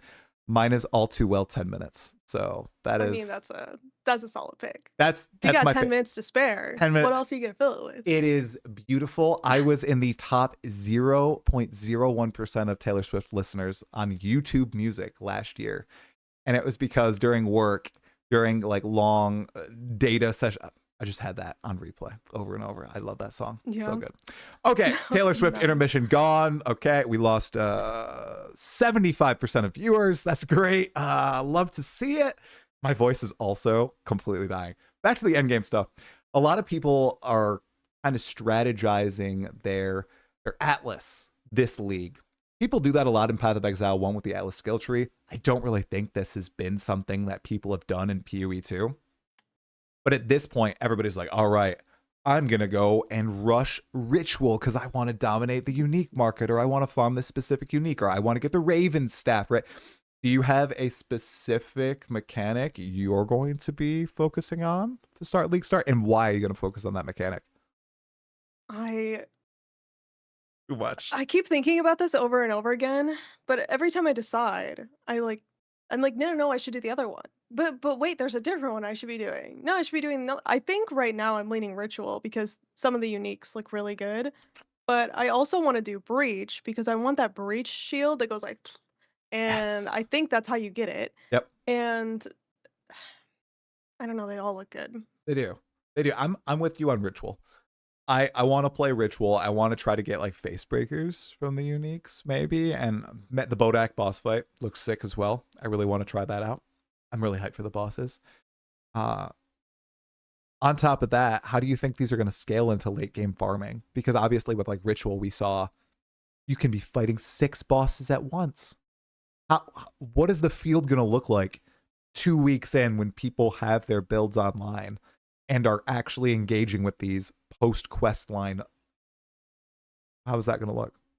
I hope it's really rewarding for people because I'm a target farmer. I love target farming, and I hope that this kind of allows people to do that. I also love the economy. Like I know you're doing SSF, Yeah, but that's whatever. I like the economy. okay. That's fine. I've So done economy I every league before now. I get it. but I really like playing the market, and so I'm excited to see how like one of the big things they were talking about is like if, a lot of uniques are worth a lot of money, people can do ritual, and then if amulets become expensive, then you can do amulets in breach. And I really am excited to see how that plays out with just like different items coming from like exclusive Yeah. mechanics. So I kind of plan on just bouncing around and just vibing out, see how it goes. Yeah, I like that they've done the separation of rewards and everything isn't just intermingled. And like if you go south and you start sailing, you're getting tons of ruins just showered on you. And even with the specific league mechanics, like I was watching the Delirium review once more, and specific map bosses drop specific emotions. What? Okay. So yeah, Yeah. like what you were saying, target farming is starting to be more of a thing in Path of Exile too. In PoE 1, we obviously have the divination cards that drop from certain maps and everything, and that's not yet in Path of Exile 2, but they're steadily moving in that direction with, okay, if you go and you kill the hyena boss, you're going to get this specific emotion and be able to perhaps get this awesome notable that's not on the passive tree. And I really like that. And you're so right. The Yeah. economy is going to be freaking fascinating. It'll be great to watch it from the sidelines. Have fun. Good luck. Good luck. Yeah, I mean, it's gonna be interesting too. Man, I wonder because there's one of the masters gives you like a 25% chance for a rare to become a unique boss. So I wonder if that could become a boss that you can get a liquid emotion from. That would be interesting. Maybe some of the stuff combos together in ways like that would be cool. Yeah. That's another huge thing. So all the nodes we've seen on the Atlas Masters, quite impactful. We've only seen 25% of them. And we have like Doriani. We haven't seen any of his final tier. That's exciting. Apparently, I think they said in that interview with Diamagazi that a lot of them have to do with different biomes. So you'll be able to focus possibly biome. terraforming. Mm-hmm. Yep. Yes, I'm excited to see how they play out. I hope that it's not, I don't know. I think I might get overwhelmed by the end game a little bit Oh just yeah. because I'm thinking about like how am I going to manage all of these masters, and now the Atlas passive tree has 400 nodes in it. I know you just like go up, but same Still a they said lot. that you could allocate the entire league tree now, like each like the abyss tree, you allocate the entire thing at the end of it. So there's a lot there's a lot of levers to pull on here, and I'm really excited to see how it plays out and like how much longevity we can get out of it. Because obviously that's the big thing is like to me, I kept getting to the end game and being like, I'm gonna log out. Like the Mm, campaign was so much better. I like mhm. I liked playing at first, but now I'm kind of doing nothing. And so I'm excited to see like how rewarding, like not like rewarding item wise, but rewarding as like a human it is to get through these mechanics and quest Yeah. lines. Yeah. No, I totally feel you on that level. I was the same way with Endgame. It was sort of like, oh, I want to kill Arbiter, and then I'm kind of done at this point. I don't feel joy in making my character clear the whole screen in a click of a button or delete bosses. Like, I just enjoy experiencing the content and starting a new character or just coming back in a couple months or 6 months for the next league. So that's why with this league, I do feel I finally realized I don't even need to participate in trade to do that. I can try to push myself to do my goals because my goals I think aren't that ambitious. If I was trying to say, all right, I want to make a build that insta gives Uber Arbiter of Divinity and can clear 3 screens with 1 click, yeah, probably need trade for that. But SSF, it'll just take a little bit longer, but I think it's Yeah, and they reasonable. did say too, they said like I guess I don't know if it'll play out this way for you because they were originally talking about it in the context of newer players, but they were saying that they kind of intend for the newer players to go into like one mechanic very deeply and kind of get everything they need from that Yeah. mechanic, even though they've enabled all this target farming. They're still supposed to be like, you just kind of learn like one league at a time, but it means that each league should give you all of the gear you need. So it'll Yeah. be interesting to see if you feel like you need to jump around between mechanics to Mm-hmm. get all of the different pieces or if you could just like go expedition, go into the ocean, and then once Right. you're in the ocean, you're like, actually, I kind of have my build set up. So we'll Yeah. see how that plays out. Yeah, I'm also curious to see how long it'll actually take to finish everything because you got your end states now. You have the people who finish campaign, oop, peace out. Then you have those who are looking to just kill the bosses. Okay, done. Then you have those who want to max all the trees. Okay, I'm out. And then you have the challenges. And then you have those who want to uber farm everything and get super powerful. I'm going to clock and see how long it takes me hours wise and when, if I stop having fun, when that is. Because that I think that's huge. Like, of course, you can keep playing past the point of having fun. And a lot of people do that with these games. I'm really going to be cognizant of like, okay, am I still having a blast, like finishing out all these quest lines, chasing down these bosses, doing all this stuff? Are you gonna It's do the challenges? 100. I do it in Pee Wee 1 right now. And Okay, I 40 out of 40, really? okay, not 40 out of 40, 36 out of 40, I'm not either. Okay, it 36. is like the last. They're like Too do much. 8,000 maps. I'm No. like I'm a delver. What do you want from me? There's no You way know, I'm doing it's that. It's like a time waste. The totem looks like, sorry, GGG. It looks like crap. I don't like the totem. I'll take the 3/4 of the way built totem. The statue, though, they have in PoE 2, pretty sick. Pretty sick. The yeah, challenges and now also you look can get it easy. for every league going forward. Like I'm I doing want to it. get my totem every league. Yeah. Every league. Yeah, because in Yeah, PoE 1, I missed like 50% of the leagues. So right. I started in Blight. Yeah. And I didn't even get a challenge reward in Blight. So, but every league since Blight, 36 out of 40 except Heist. I didn't get Really? 36 out. Even on your second league? Yeah. Oh yeah. Oh, Wow. I was total. I didn't have kids back then. We were still in the apartment with my wife. I went from Dota 2 to Path of Exile. So that's like the journey that I had. Um Ah, yeah, I loved I got hooked so fast. Yeah. When I killed yeah. Cirrus for the first time in my second league, dude, oh, what a moment. Were you a Diablo player? I was not a Diablo player. In fact, I started playing I wasn't PoE either. because I played Diablo 3. I thought it was terrible. And I looked up games like Diablo because I kind of wanted that style of game. Downloaded Yeah. PoE, rest is history. But you never played Wow. ARPGs before PoE? At all? No. Oh. No. Oh. That's I That's interesting. no, I played Diablo 2 for the first time when the Warlock came out like a month ago or whatever. Oh wow. I haven't played Diablo 4 yet, but I have to give it a chance now that it's not so bad. supposedly. But yeah, no, it was just because like all my friends were playing this game called Path of Exile that I was like, I'm gonna play what my friends are playing. Wow. And Okay. but it took me a couple leagues to like get Hooked. like the end game, I guess. Right. Like I would get into tier 6 maps and then be like, I don't really know what to do next. Right. So it took me a little while to ramp up. 100%. Now, what games did you play before that? Like, you must have been some sort of gamer to get involved in PoE. Like, were you? Because like the Dota 2 to PoE pipeline it's documented, but Is it really? yeah, I think there's a lot I of never thought about overlap. that. There is. I didn't play Dota 2, so maybe that's why. What games were you into before PoE took up all your gaming time? I mean, I don't know. I was just kind of playing whatever the hotness of the week was. You know what I mean? Ah, Like, a lot of my early YouTube content is around Phasmophobia, which is a yep. horror game. I was playing a lot of horror games, Okay. playing a lot of, like the classics. There's Stardew Valley. You're playing like The Witcher, and I don't know, whatever. What else came? Animal Horizon Zero Crossing. Dawn. Animal Crossing. I didn't do Animal The Harry Crossing. Potter game. Did you do that hotness? I don't have a console. That was I'm a PC, PC maybe. gamer. I think. I don't know. Yeah, Okay. it was PC hotness. Elden Ring. Did you play that? Or are you playing that maybe now? I'm playing it now. I Oh. didn't play it when it first came out because I I basically like missed the boat on it and I was like, I'll play it eventually when it comes out.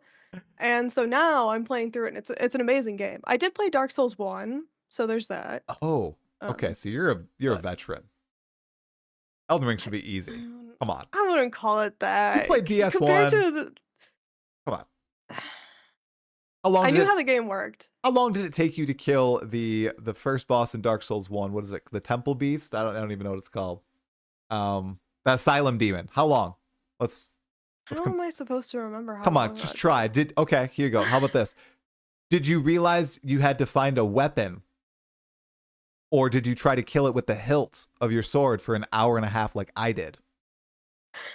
I don't know if you remember. It's so long ago. I don't remember. I Oh. do remember I played Dark Souls 2, Okay. I think. And the That's- first boss in that game, it took me 2 to 4 hours to beat that boss. Whew. And my friend who had played a lot of Dark Souls was like, yeah, that boss was dead in 10 minutes. And I was like, for you, it was. For me, it took a while. Okay, so how's Elden Ring going? Are you like making Good. progress at a decent rate through it? Yeah, I mean, interestingly, I feel like the PoE knowledge is actually quite useful in Elden Ring because before I didn't really know how to make a build. Like I didn't really know how to, I'm just strength stacking. Like I put all my points in strength, and I'm like, this game Icebreakers. is awesome now. Yeah. So it's just like PoE. Okay. Got it. What's the hardest boss so far that you've ran into in Elden Ring? I haven't played it, just for your knowledge. I know of it. My brother-in-law actually spent today telling me all of the Elden Ring lore about the Elden Lords and the Tarnished and the Golden Order. So now I know everything about the game, but I have not played it in depth. Yeah, I mean, I haven't fought that many bosses in the scope of things. I guess Okay. I probably have like 30 That's a hours lot in the of game. bosses. What do you mean you haven't fought 30? 30 hours. Oh, not 30 hours. bosses. I thought you said 30 bosses. Yeah. No. 30 hours. So it, someone said I was like 20% through the game. Hmm. So it really isn't that much. But there are some, like, the biggest issue I have is that some bosses go up in the air and some enemies, for what it's worth. And I play a sword character, and the sword doesn't reach the enemy. So. What do I do in that scenario? You're That's the cooked. biggest obstacle. Right. Did you beat Margit? I did. Oh, congratulations. Farther than I It was a got. good kill. Yeah.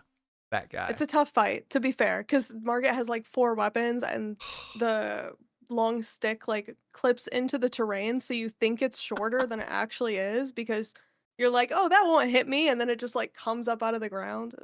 Okay. Sucks.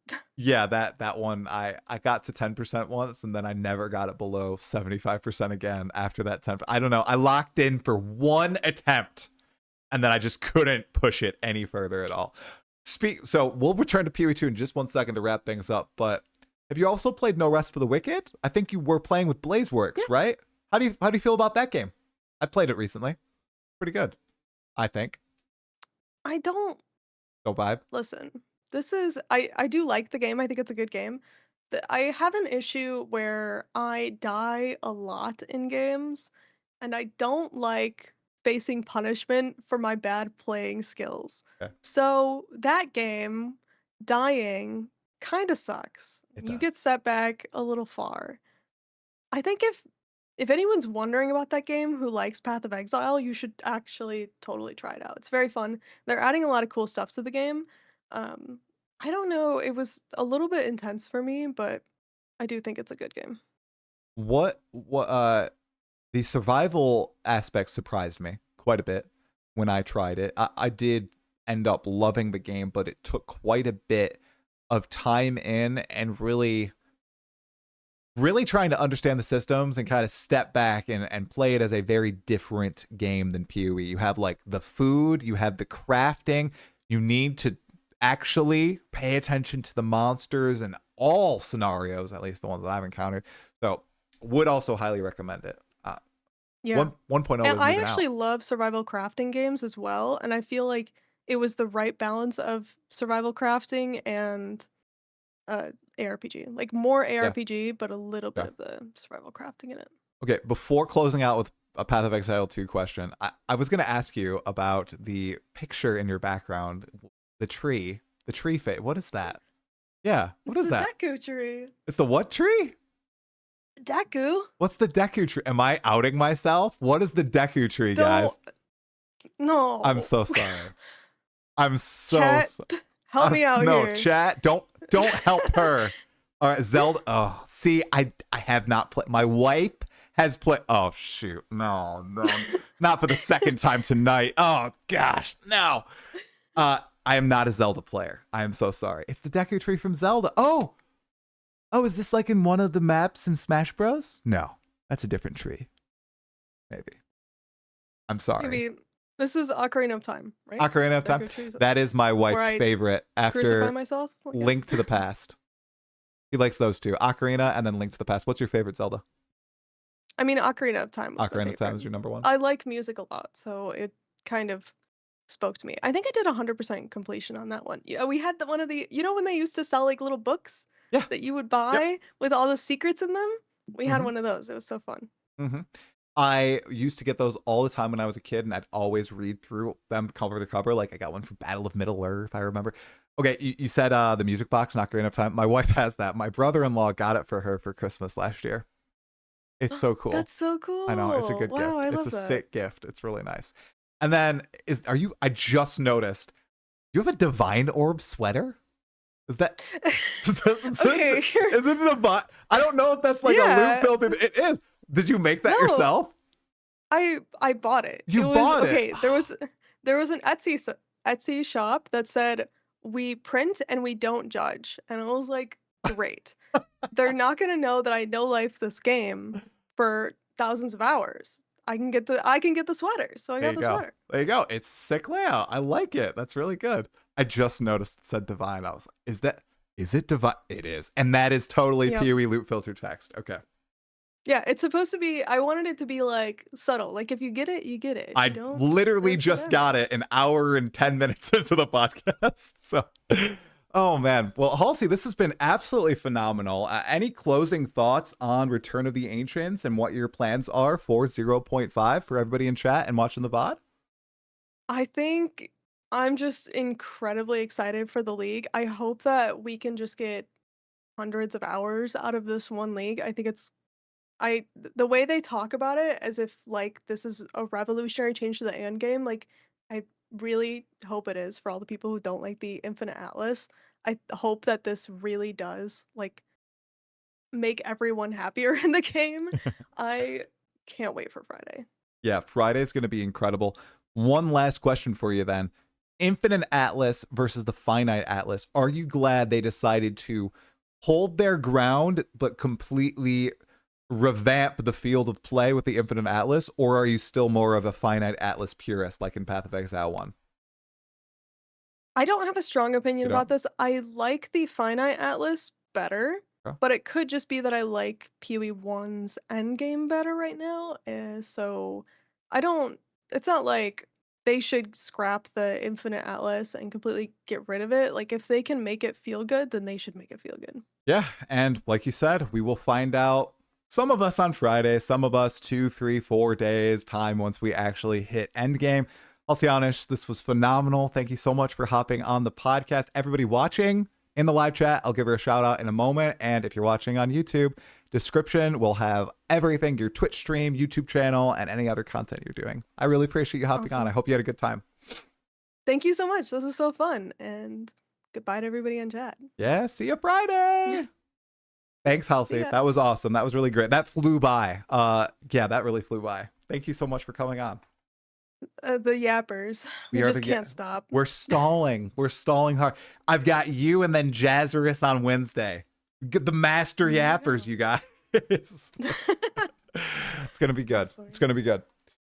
Well, I'll probably post this tomorrow morning. I'm not cutting out that Taylor Swift segment. Everybody was like, you got to cut that in post. Not happening. What? The people can know. The people can know. It was like 2 seconds. Did you go to the Eras Tour concerts or no? Oh, yeah. You did? Oh, yeah. You lucky. So lucky. Yes. Hey. I watched her. She was like sick at one of them, and I watched her like wipe snot as she's dancing. It was real professional stuff. Oh, man. One day. Maybe I really hope.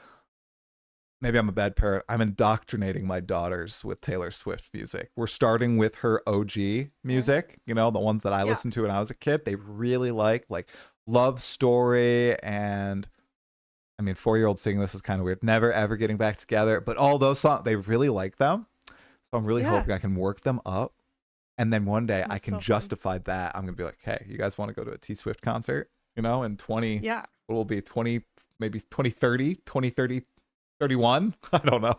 She'll be touring. Yeah, for sure. I hope she is. She better not retire or anything after she marries Travis Kelce and everything, you know? She would never do that. I don't think she will. She wouldn't do that. Yeah. Yeah. Okay. Well, I'm going to do a little bit more PoE2 stuff and then pop off and not mulch because it is pitch black outside. Maybe I'll go watch Euphoria. But all right. Have a good night. All right. Thanks, Halsey. I'll talk to you later. Bye-bye. See ya. All right, chat. W-Pod? You guys enjoy it? I had to ask a little bit more about Taylor Swift. I'm sorry. Also, yes, you guys, I have not played any Zelda game, but that doesn't mean I'm not a gamer, okay? I just played different games than you when I was growing up. I played pen and paper, like D&D, AD&D, D&D 2nd Edition. I played Age of Mythology, Age of Empires, Dungeons and Dragons Online. I just didn't play Zelda. Cool girl. Cannot believe you didn't know the Deku Tree. Well, I'm not cutting the Taylor Swift question in post, but I will be cutting the Deku Tree question in post. Let me give Halsey a shout out on Twitch / shout out Halcyonish.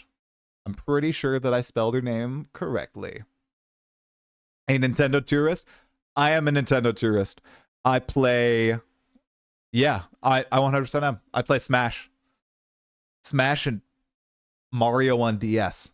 Nintendo tourist, 100%. Yes, Battle for Middle-earth was 10 out of 10, dude. My brother has the guide. Every pod reveals tries basically played 4 games in his 30 years or so. I have not played 4 games in my 30 years or so. Why you exaggerate? Why you do this? We're not going to do this. We're not. No. Here we go. Here we go, Exiles. Here we go. All right. Oh, no. Is Nintendo Pokemon? Okay, I played Pearl and Pokemon Emerald. All right, here we go. I'm going to list all the games.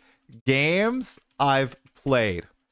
PoE 2, PoE 1, Diablo 4, Diablo 2, Age of Mythology. Okay, actually, let's list games I've played for more than 100 hours. How about that? All right. Age of Mythology, Age of Empires 3, Smash, Melee, Smash, Brawl, Smash, Ultimate, Dungeons and Dragons Online, Pokemon Pearl. I probably played for more than 100 hours. Guild Wars 2, Guild Wars 1. What else, you guys? I haven't played Last Epoch for more than 100 hours. Age of Empires 2. No, I do not have 100 plus in Age of Empires 2. What else, you guys? Let's rack my brain. What else is? Oh no, is it this short? Oh, we got a new PoE 2 announcement. We'll go back. One moment, guys. New PoE 2 announcement. What is it? What is it, Exiles? Path of Exile. Oh my goodness. Twitch drops support a streamer? Oh, guys. Oh. Path of Exile. During the launch of Return of the Ancients, we're running 2 weeks of Twitch drops, as well as a supporter streamer campaign. Look at the bug. During the first week of launch, you'll be able to claim the Arbiter of Ash waypoint by watching your favorite creators in the Path of Exile 2 category for 3 hours. In week 2, you can claim the Wendigo's Crown helmet attachment. Support your favorite creators by gifting 2 subs or subscribing to 2 channels in the Path of Exile 2 category to claim the Verisium Parasite pet.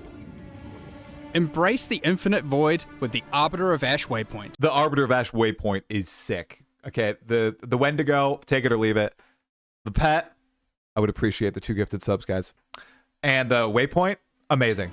Should other exiles visit your hideout, they will be covered in ash upon entering. Oh, okay. Become the Nameless with the Wendigo's Crown helmet attachment. Okay. It offers 6 variations, allowing you to choose any combination you like, with or without visual effects. Oh, 6 variations? That's cool. In addition, the helmet attachment tracks your kills across different types of monsters. What? Oh. Why is this locked behind MTX? What? Be it beasts, humans, demons, constructs, or undead.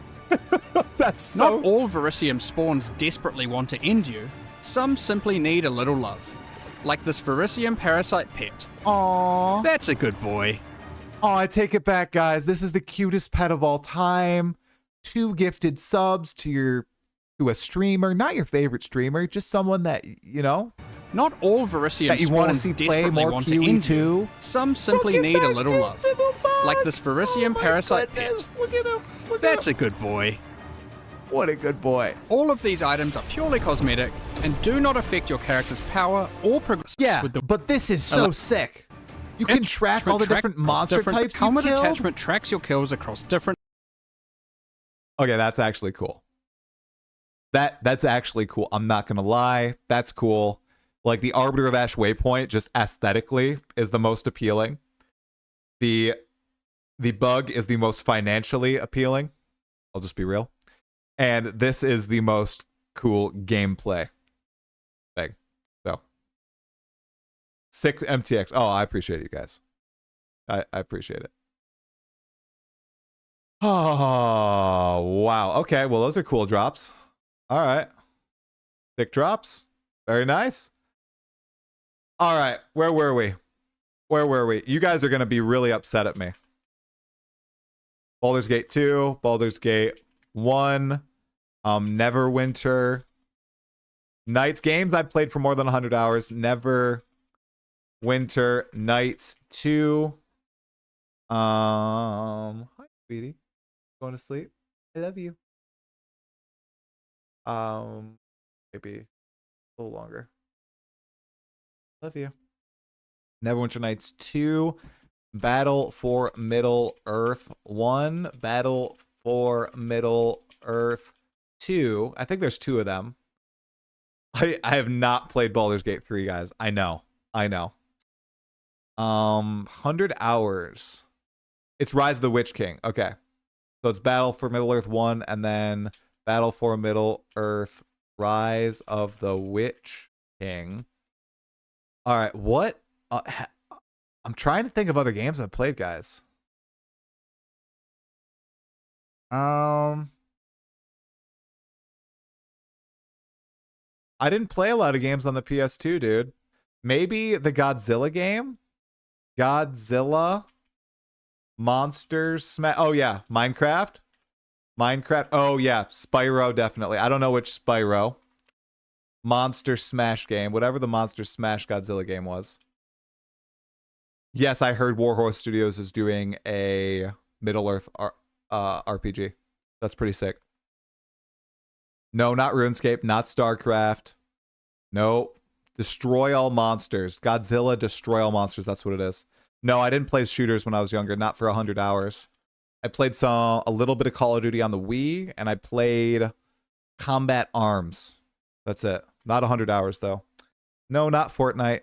Did I put Dota 2? I'm an idiot. Dota 2. Dota 2. I didn't play Witcher, guys. I think this honestly might be my list. No Fallout. No Witcher. Not Dota 1. Guys, I think this is 100 plus hours. Skyrim is under 100 hours. Yeah, well, I mean, yeah, Skyrim is under 100. I haven't tried Shadow of War. I've not. Yep, no Zelda. I think this is it. Oh, boy. Oh, this is nasty. Okay, 1 second. Let me open Steam and see. Oh, Hades, maybe? Hades, maybe? Oh, the Wii? What Wii games? What Wii games? Besides Brawl, did I play over 100 hours, Junior? We play? Okay, we play. We play tanks. That's true. Any other games I've played for over 100 hours? Claire Obscure? Nope. DDO? Hades 1, Hades 2? Nope. Helldivers? Nope.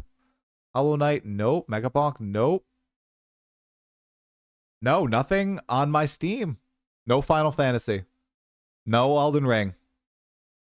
Wii Sports. I don't think I did Wii Sports 100 hours. I think I did Wii Play 100 hours. Guys, I think this is it. I think that's it. Mario Kart? You think, bro? You think, bro? Mario Kart? All right. That's my list. And then I played a couple story games. No, I haven't played Slay the Spire. No StarCraft. No Castlevania. Claire Obscura I only played for like 28 hours, but it changed my life.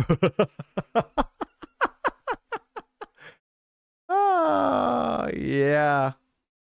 Yeah, dudes. Criminal List? How dare you? How dare you? Hey, at least I'm not cosplaying as someone who's played a lot of games. No Mario. Not for 100 hours, dude. Pokemon, just Pearl. I don't even think I played Coliseum. No BG3. I like what I like. That's right. 8,000 hours in Dota 2. No World of Warcraft. Nope. As my brother, right there, my brother's in chat. He can confirm the list is pretty accurate. My brother is in chat. I played League one game, I think. One game of League. All right, guys. Let's see. Any other PoE 2 juiciness? We got the Twitch drops. To be fair, it's cancer. That's what I've heard. I've heard that League is quite cancerous. Indeed. Yeah, my brother was a WoW player. I was a Dark Willow spammer. That's how I got to Divine 5 in Dota 2. I mean, we can pull up my Dota. Here. Dota. 1 second, guys. Let's just do it. Let's do it. You guys ready for this? I have nothing to hide. Do I have anything to hide?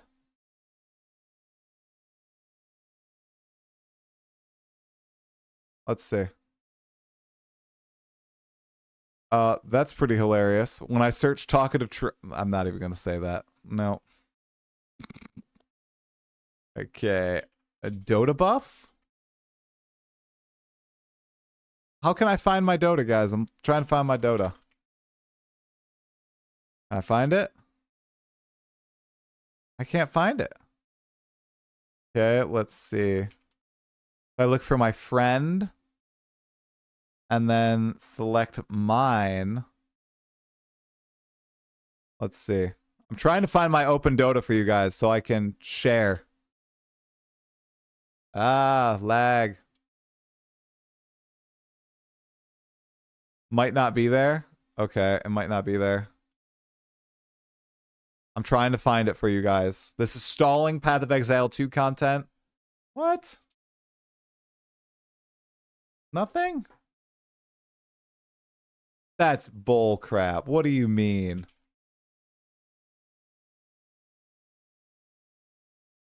Literally can't find it.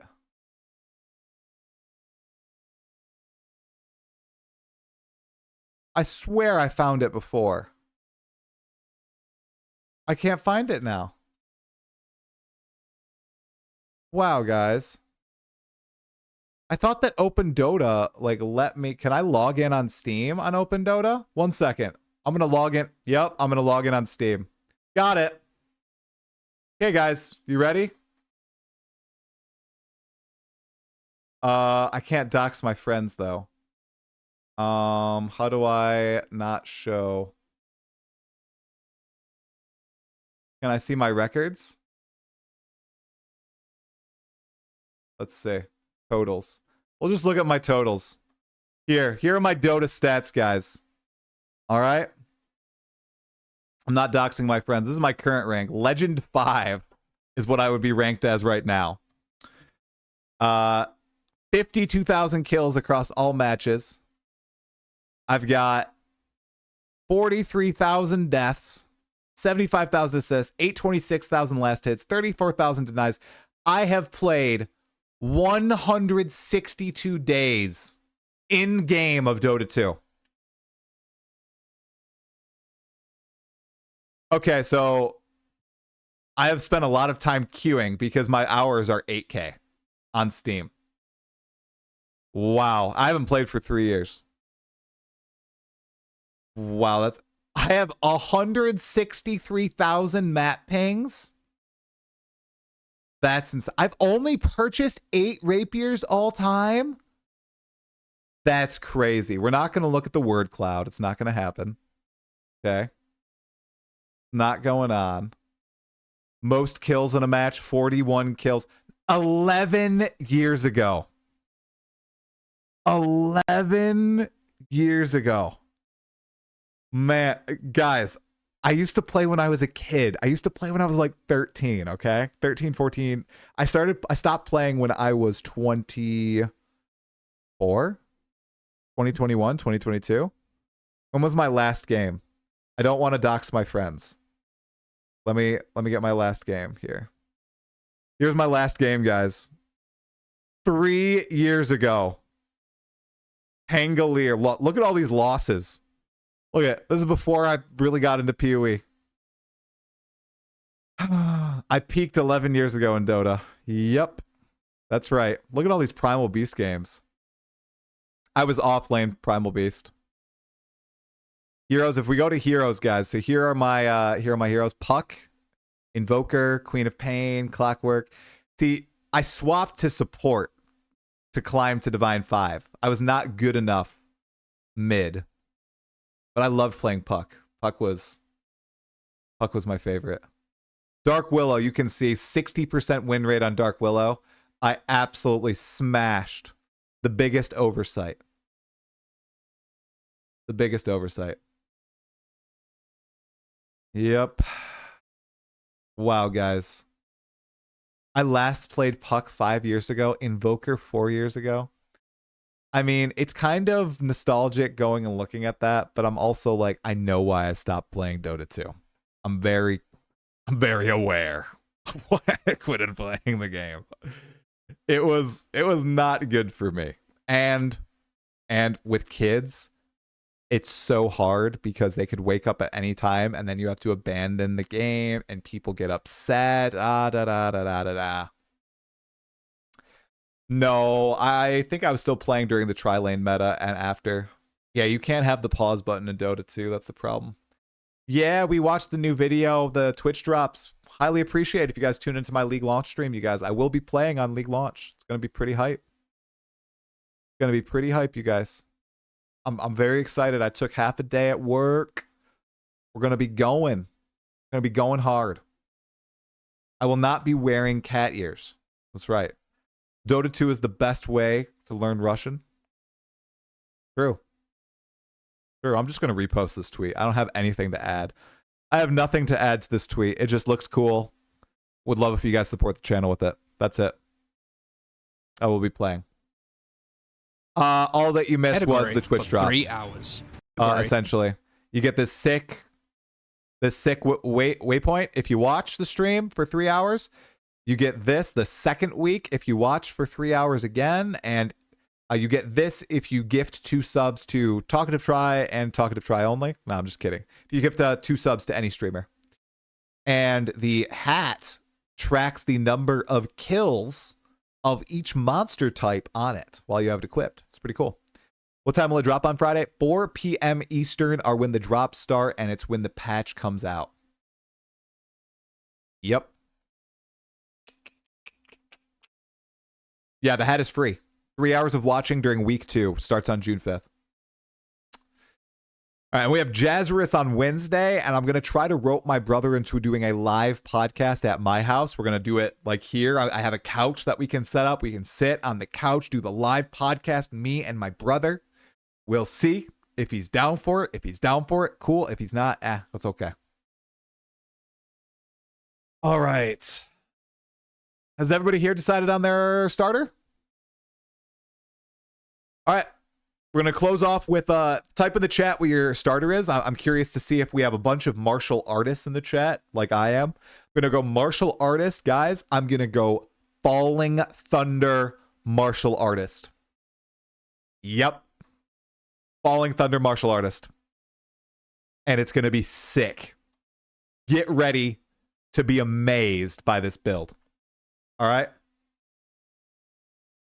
We got some Pokemon, some totems, grenades, Gemling, Legionnaire, Ice Shot, Merc as always. Love the top-down shooter. Plants, martial artist. Kira Kitsune. It's been a while since I've seen you in the chat. How you doing? I hope you're doing well, man. I haven't seen you in a while. Hope all is well. Man, it might have been since like 0.3 since I've seen you, Kira. Ice Shot martial artist. Oh, Bow Build. Hey, Chuckles, what's happening? Merc something? Are you going to go Gemling? Chuckles? Or are you going to go Old Faithful Tactician, maybe? Or Witch Hunter for those nice defenses? Ghost Puncher Monk. Okay, so we got quite a few variations. Chayula Minions from Dolphian. Pokemon and Grenade Merc, maybe Chronomancer for once. Slam artist for sure. Okay, we got some variety. Sick. I hope it's not homogenized. I hope it's not homogenized. I hope there's a wide variety of different builds out there. You crashed out a week or two into 0.4. Not my best moment. Thankfully, not as a streamer. Hey, we all crash out sometimes. I got pretty pissed earlier on stream, and I'm sure that's going to bite me in the ass. But I meant everything that I said. So, and I got upset over the no support gems in 0.4 too. So you can't decide yet. Probably pick a random class and wing it on launch day. Self-cast Comet for maximum bait. Okay, Bigly Goods. All right, brother. I'm sure. Yeah, it looks like there's a lot of great ways for power charge generation. So I'm going to try Falling Thunder. I haven't tried it since 0.1. It looks pretty fun. So I'm going to start with that. If I get Facebreaker, swap into that. And I'm going to build up a Wyvern build, like a bank of everything. Okay, I wonder... Yeah, that's probably all of the GGG news here, guys. Yeah, I think that's probably all the GGG news.